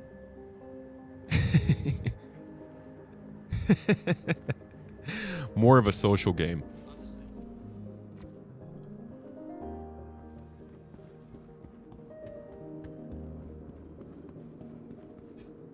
Did I get the chair with the haptics in it? I did not. No, I don't think that was... I don't know if that existed when I got this chair. When did they add that? What's up, Caleb? Yo, yo, yo, my dude. Welcome for the first time. I promise. I always crash my ship like that. If you're interested in people embarrassing themselves flying spaceships in this game, you're gonna have a grand time here. Vehicle selected. Stand by. Your vehicle has please visited again. Hello. Welcome to New Baggage, capital city of microtech. Where creative innovation meets innovative creativity. Sketching me out, man. Hello, and welcome to New Baggage. Microtech. Where creative innovation. Burnick, you just started playing SC, trying to learn the ropes first time here. Welcome in, dude. Welcome, first time. We got a really friendly group. If you need any help, have any questions, people here will be happy to answer. And if you have any problems, let us know, and we'll beat them up for you. Mrs. Tomato specifically will come in here and slap some bitches. Totally censored that. All right, I don't need anything else since we lost everything already. We're just going to go get the ship, get to our space station of choice, grab our equipment, store the ship, apply the equipment, bring the ship back up, fly out, and mine something hopefully in the next 40 minutes. Sounds a little crazy, but maybe it'll work.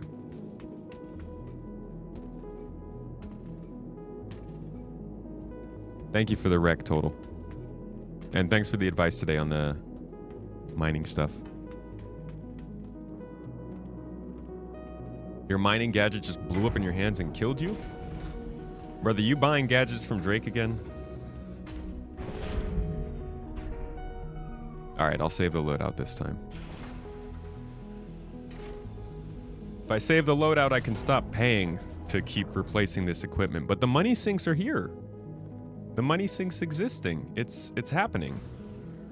I'm actively suffering from not insuring my vehicle, and I'm paying the price for it, which means now I need to make more money, which actually encourages me to play, which is like how a game's supposed to work.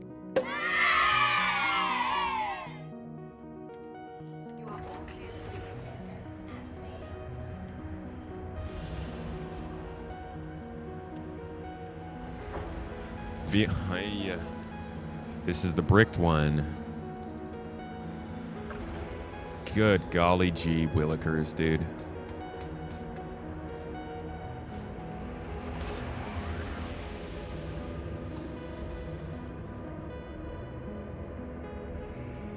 Is the in-game economy nice, or is it all pay to play? I mean, the in-game economy is barely existent, really. You can make money super easily. You don't have to worry about that. It's just not a satisfying economy just yet.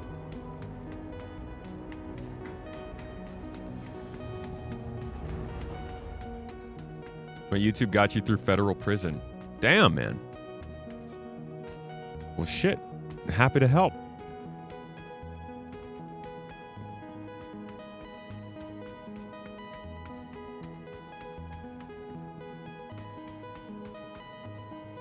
We're gonna get there, guys. This is gonna happen. I shouldn't have just taken the ship. I should have claimed it first.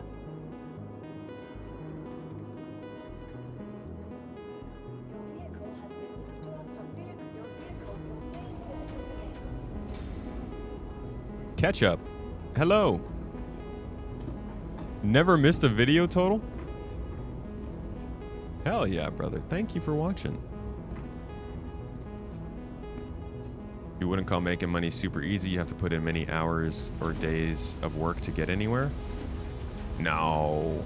You can rent a ship in 2 hours. You can do 3 combat missions and you have enough money to rent a prospector. That right there is an engine to make millions of credits. You need some know-how for sure, but I think the actual path to making credits in this game is pretty short if you know what you're doing.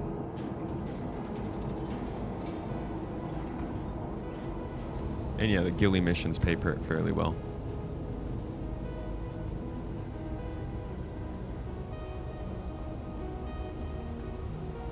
You love the mole, but you wish they'd give the pilot the main laser? Oh, you want them to Idris the mole, huh?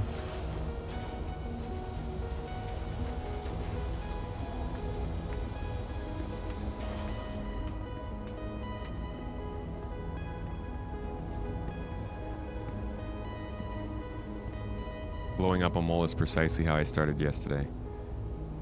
Yeah, it's a lot of blown up moles this week, huh?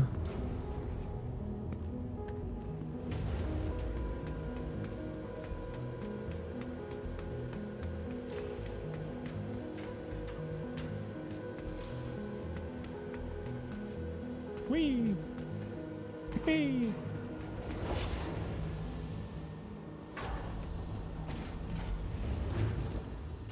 Delivery missions until the raft. Cargo missions until the C2. I'm excited to take on cargo. I've been doing a lot of mining lately, but I do want to focus on cargo in the month of June and get a good feel for how it is to go through those ranks. I've seen a lot of people grinding Kovalex ranks.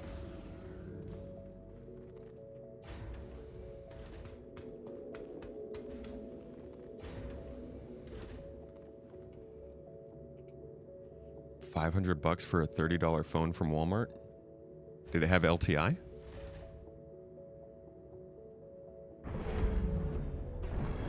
Systems activating. All right, ship's working. Let's get the heck out of here. Let me out, I got rocks to crack. No more showing off for me. We're going straight to Nick's, guys. Not even gonna let myself get close to a space station. Thanks for visiting New Babbage. And remember, from the Moby glass on your wrist to the heart-pounding thrills of your favorite sim, Microtech is working hard to push innovation forward. Microtech. Best way to make money in this game is by doing every game loop and enjoying the game. You forget about it until you look at your wallet and you could buy the Hermes. This is true. If you, outside of the things that are constantly broken, if you just grind, and I know grinding's not fun, but if you progress in whatever it is you like, you'll get a lot of money for doing that thing eventually. Mining, salvaging, refueling, combat. But it does take some time to get there.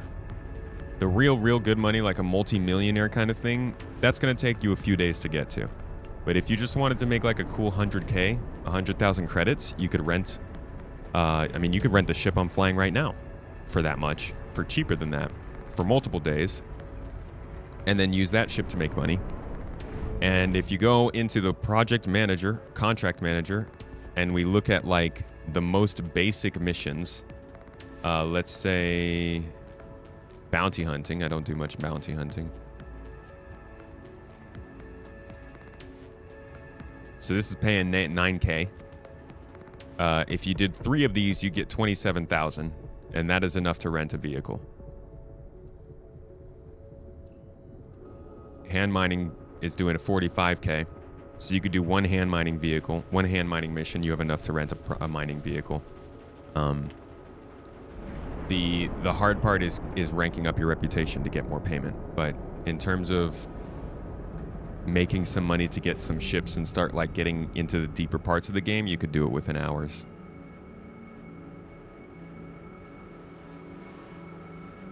Hours might even be overselling it. You could do it in like half an hour. 40 minutes. 40 minutes if there's no glitches. Oh yeah, I guess the tutorial gives you 40,000 credits. You could also just like use a referral code when you're joining the game. You come in with 50,000 credits, and that right there is enough to just rent a ship and never use your starter.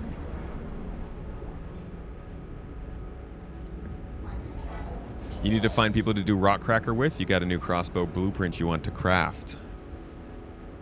Well, if you do need the mining materials to craft the blueprint, we would be happy to sell them to you. If you're looking to run rock cracker, honestly, I might run it with GII. If we're not doing anything this Saturday, I might just do like several rock cracker missions just to get a bunch of Sidarics into our org store. Because I do like rock cracker. It's kind of fun. I enjoyed it last time. It's the content I like. It's pretty interesting. So yeah, if you guys are in GII and you want to run it this Saturday, keep an eye out. 1 Ling mission with 9 SCU nets nearly how much? 500,000? Jesus. What kind of reputation do you have to get to unlock that?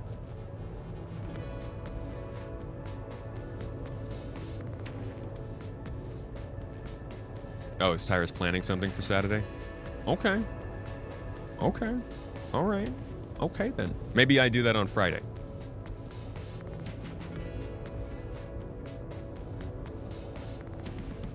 Never done it. You're getting mining blueprints now. You need the Sidarics. Oh, okay. I feel it. Well, it's pretty fun to pretty fun to run. Pretty fun to bun. Something.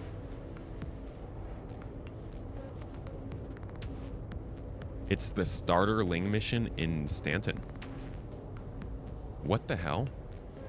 Is that a delivery mission? 9 SCU it must be. That's amazing. 500,000 credits for a single mission. They have you travel from Stanton to Pyro.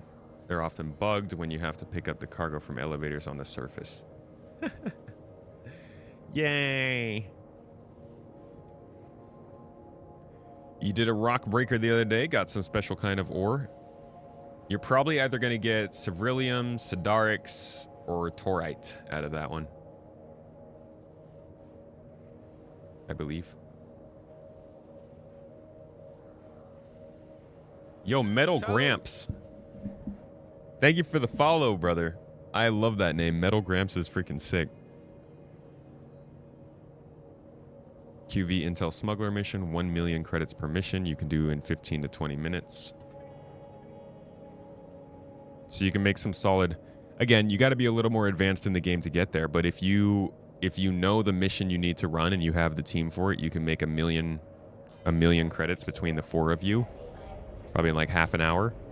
That's 250,000 every half hour, 500,000 an hour, plus the fun.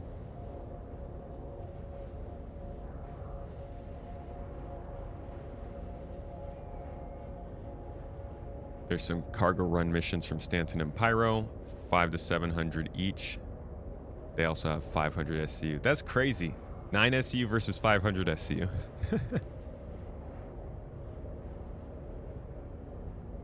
But it all comes down to like, what do we all consider to be a lot of money? What do you consider should be normal in a game like this to be able to make it an hour? I think you can make phenomenal money in this game pretty quickly. I would be a little bit concerned if we got to the point where like a beginner could jump into this game and start making 1 million credits in their first day. But I also think that if you know exactly what you're doing, maybe you could figure that kind of thing out. I don't know.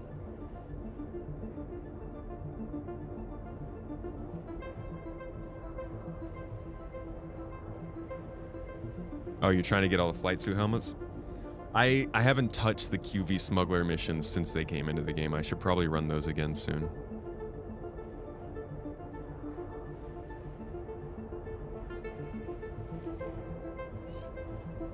Yeah, refueling's got some good earners too.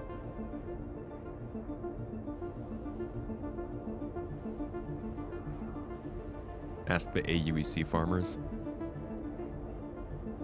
Yeah, it's a struggle when like we need to have AUEC be easy to make, but also not so easy that it's easy to farm. And then at some point you just have to be like, well, people can just abuse the system and get as much credits as they want. We need to let them because that's how the game works.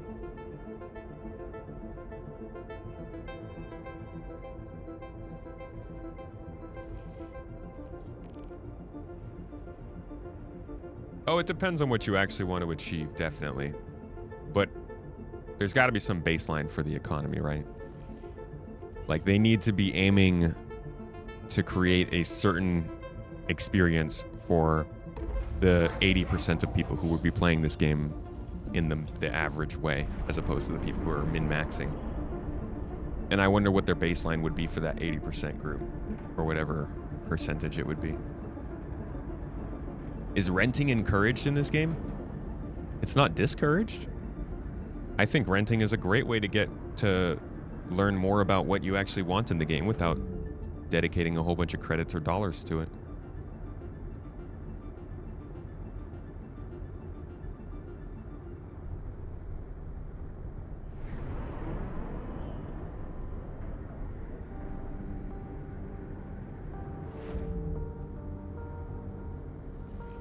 They don't sell credits anymore. They stopped.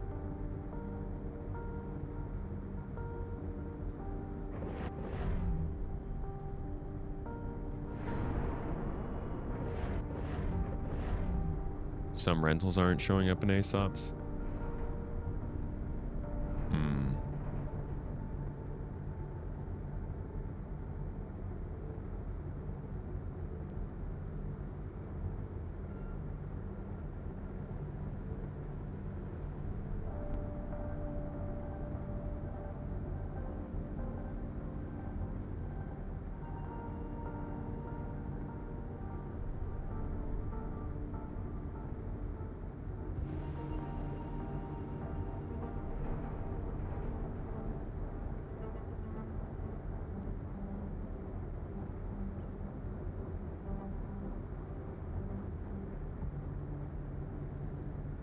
They take the creds and then the ship.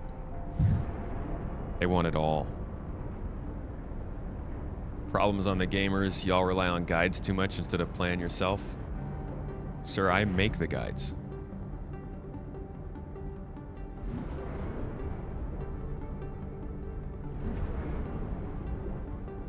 You never got to try your rentals from DefenseCon. None showed up in the ASOP. Dude, that sucks. It's like the whole freaking point of it. That's, yeah. I mean, at that point, it's hard to suggest renting if it's not working. No, I did not pick up an Odin.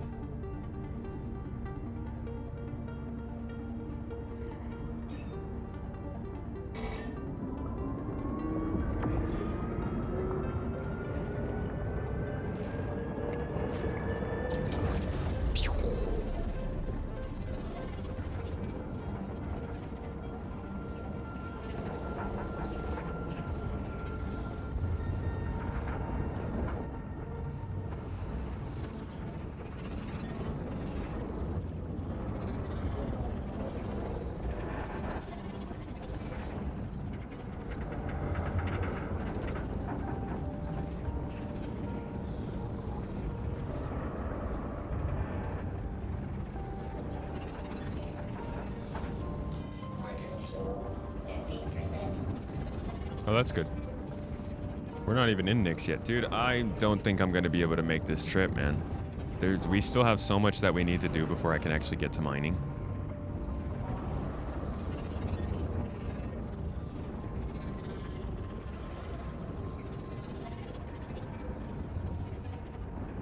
I use a mouse and keyboard to play this, as you can see. Oh, nope, you can't see because the camera's not working. What do you know? Surprise.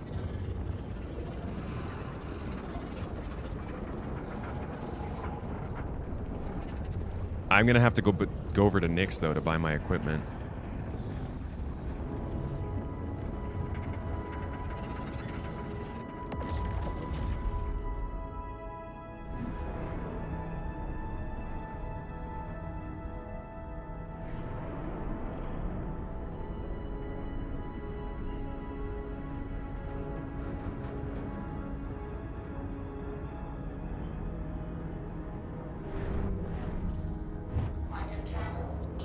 Hey, I'm not gonna blame Star Citizen for me not being able to play. I was ready like 20 minutes ago. I crashed into a space station. That one's on me. I would have been mining by now if I had, like, not done stupid things. Yeah, I was setting up VKBs, but I'm still waiting for the mounting hardware to get here so that I can actually get it on my chair and do all the stuff I want to. Just waiting for that stuff to get here. Not really sure. I'm gonna have to reach out to Monster Tech.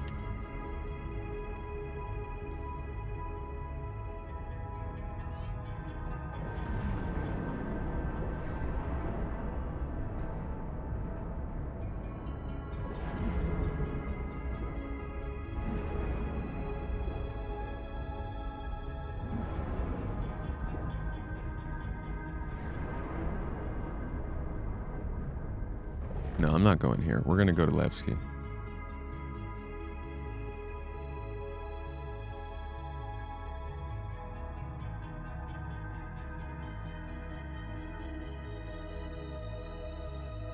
Ah, luckily Levski's pretty close.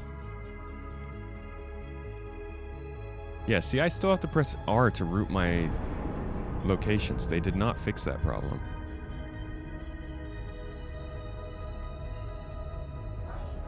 What music is this? This song, this is from my playlist. It's called Sugar Colors by Imaginaria.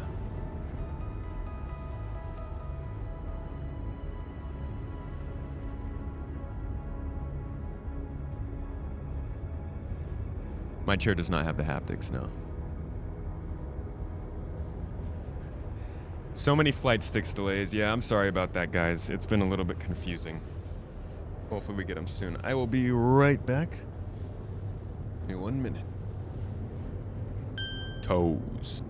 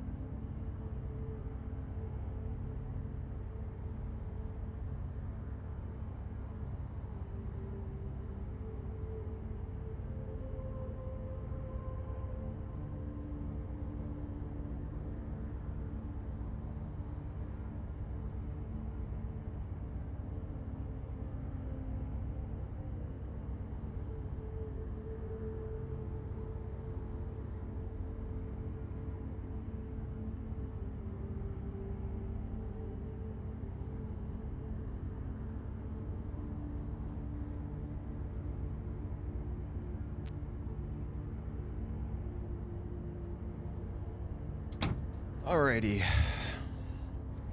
Let's see.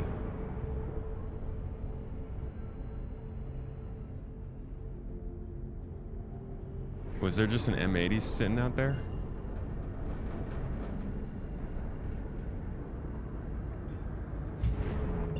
How long were you guys spinning for?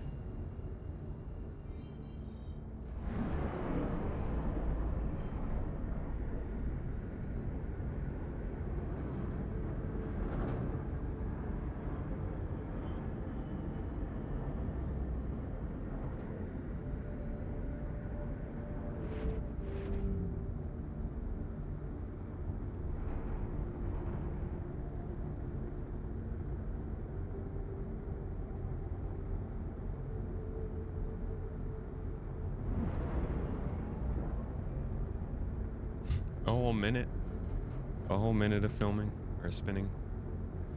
Guys, unfortunately, I think that this has just taken a cool half hour longer than I wanted it to. I'm still gonna have to go get equipment. From there, I'm going to have to then fly out to the mining areas, and then I will be getting Then we'll have to search for the minables.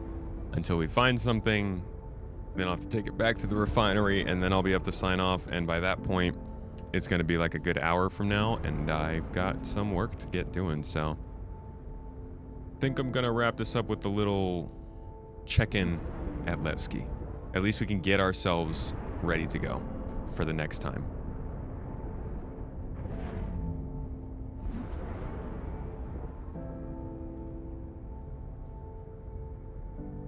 I need to insure my ships more often.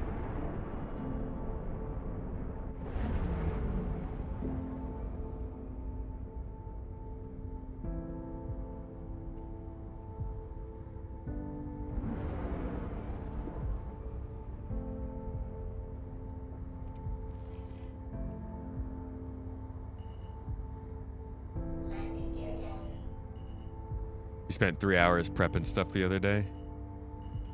It can take a cool minute. How much of a risk is flying with cargo not on the grid?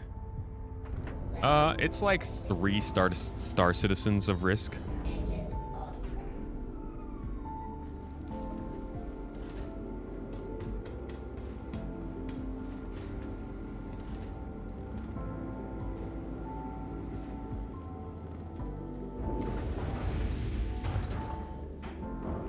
It only costs you when you claim. Wait, really? It's not actually insurance then? It's just like a registration kind of thing? Next time, don't fly into the station. Yeah! Seriously. Next time, it should just not be a complete f***ing retarded space tomato, you know? But unfortunately, my brain... Sorry, I didn't mean to use that word. I don't like to use that word as a... In that form. My apologies. I take that back.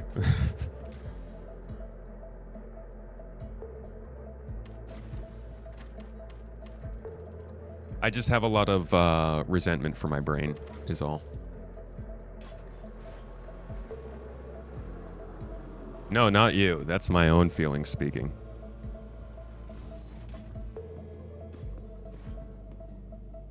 I unfortunately make a lot of really stupid decisions. All right. So let's go get the refining stuff and then we'll get headed back out. No, I'm not putting those words in your mouth. I'm saying that about myself. I do, if you guys haven't noticed, I do a lot of really stupid things without thinking about them. And,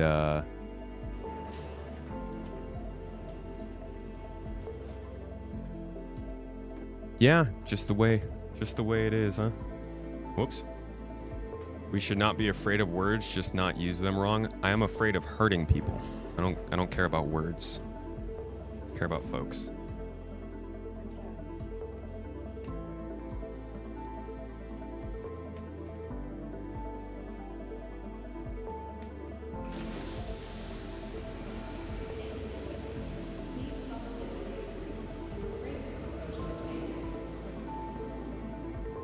Stupid decisions is how we grow in life. Yeah, I think that's where I mess up. That whole growing part afterwards. It's like the helmet thing, you know? Nope. It's the refinery. Where's the shop? Here's the shop. All right, I'll get a helix.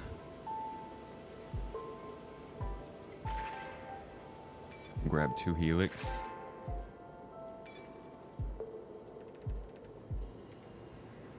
Lancet. Riger.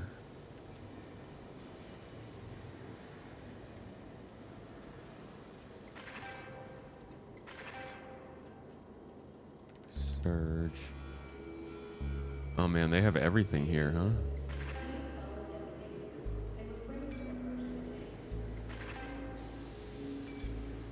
Stampede.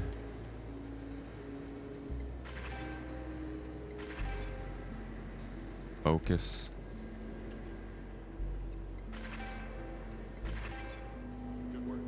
And Lifeline.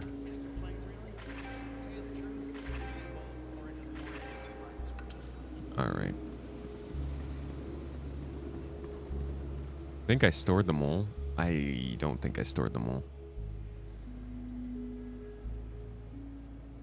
I did not. Ah, dang it. All right, we got to go back up.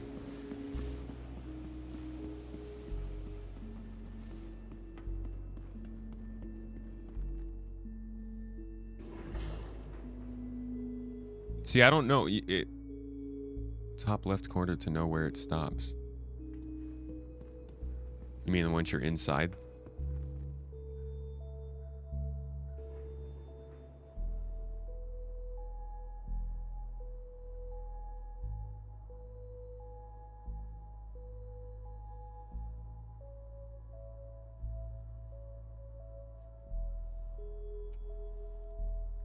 No patch today, no.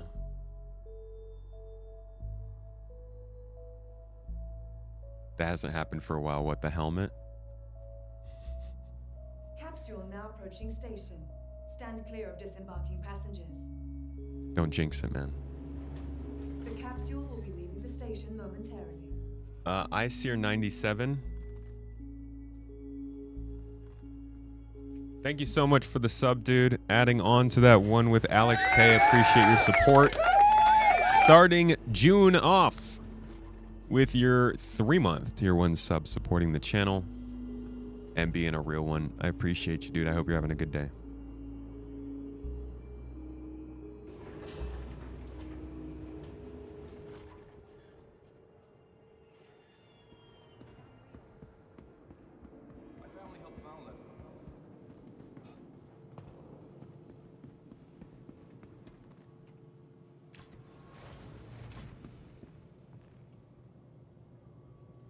I'm just going to do it from the VMA. It'll be faster.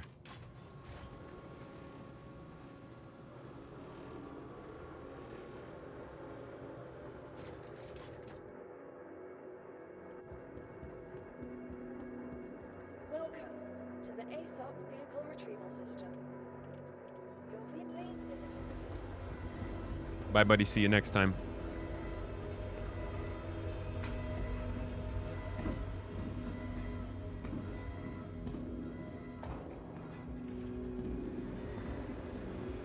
Isn't Tuesday Ironclad fixed patch day? Not that I've heard. I haven't seen anything reported on that.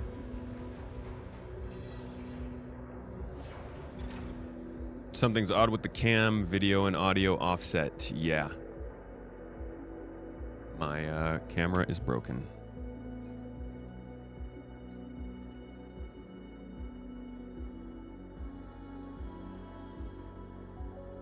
For the second time today, we equip all the goods. Gonna use a Riger, a Focus, and a Surge. Riger, Lifeline, Surge. Lancet's gonna have a Focus and a Stampede.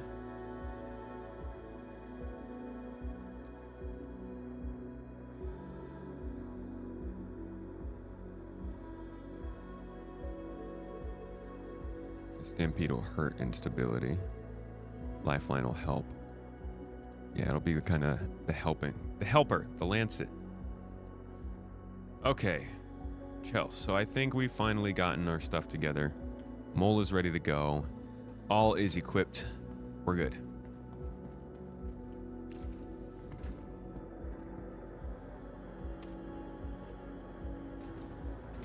I do, yeah, I think Squadron has a chance of being delayed.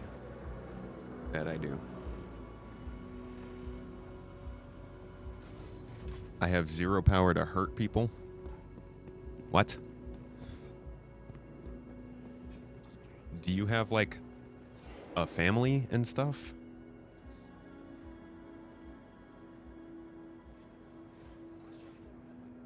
You say things people claim hurt incorrectly. You don't say things people claim hurt incorrectly. You're wrong no matter what you do, so just be normal. Brother, I'm sorry that's how you feel about the world. But I do think that that's a really sad way to look at it. I would prefer to like live life with the expectation that I'm making things better for people and not saying, well, I'm gonna hurt people regardless, so I'll just do anything. That's man. We've always been keeping tabs on us. Oof, dude.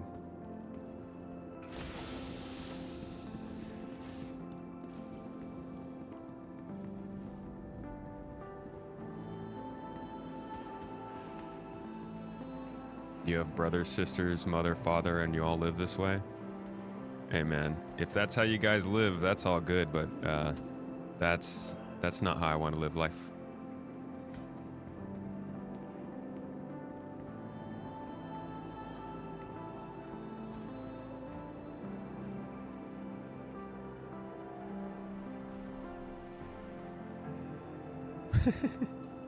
There's grass on Pyro 1.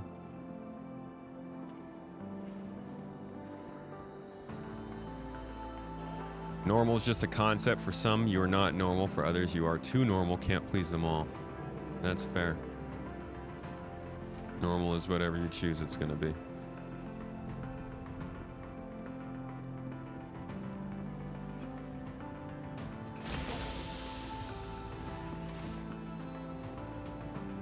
All right. I've got all my stuff saved. I've done all my things. We've got some extra lasers. At this point, I'm not going to have time to go mining, but we can always do it next time. So I think that is about it for the day. Thank you guys for joining me. Alex K, I really appreciate you on the Toes Gang today. I hope you enjoyed. I hope you had fun. Thank you guys all for being here. Hope you enjoyed the stream. I will see you on Wednesday for some chatting and some gameplay and stuff. And hopefully I don't like crash into things. Thank you guys. Hope you have a wonderful week. Do something you love. Go somewhere you love. Eat something you love. See y'all later. Bye-bye.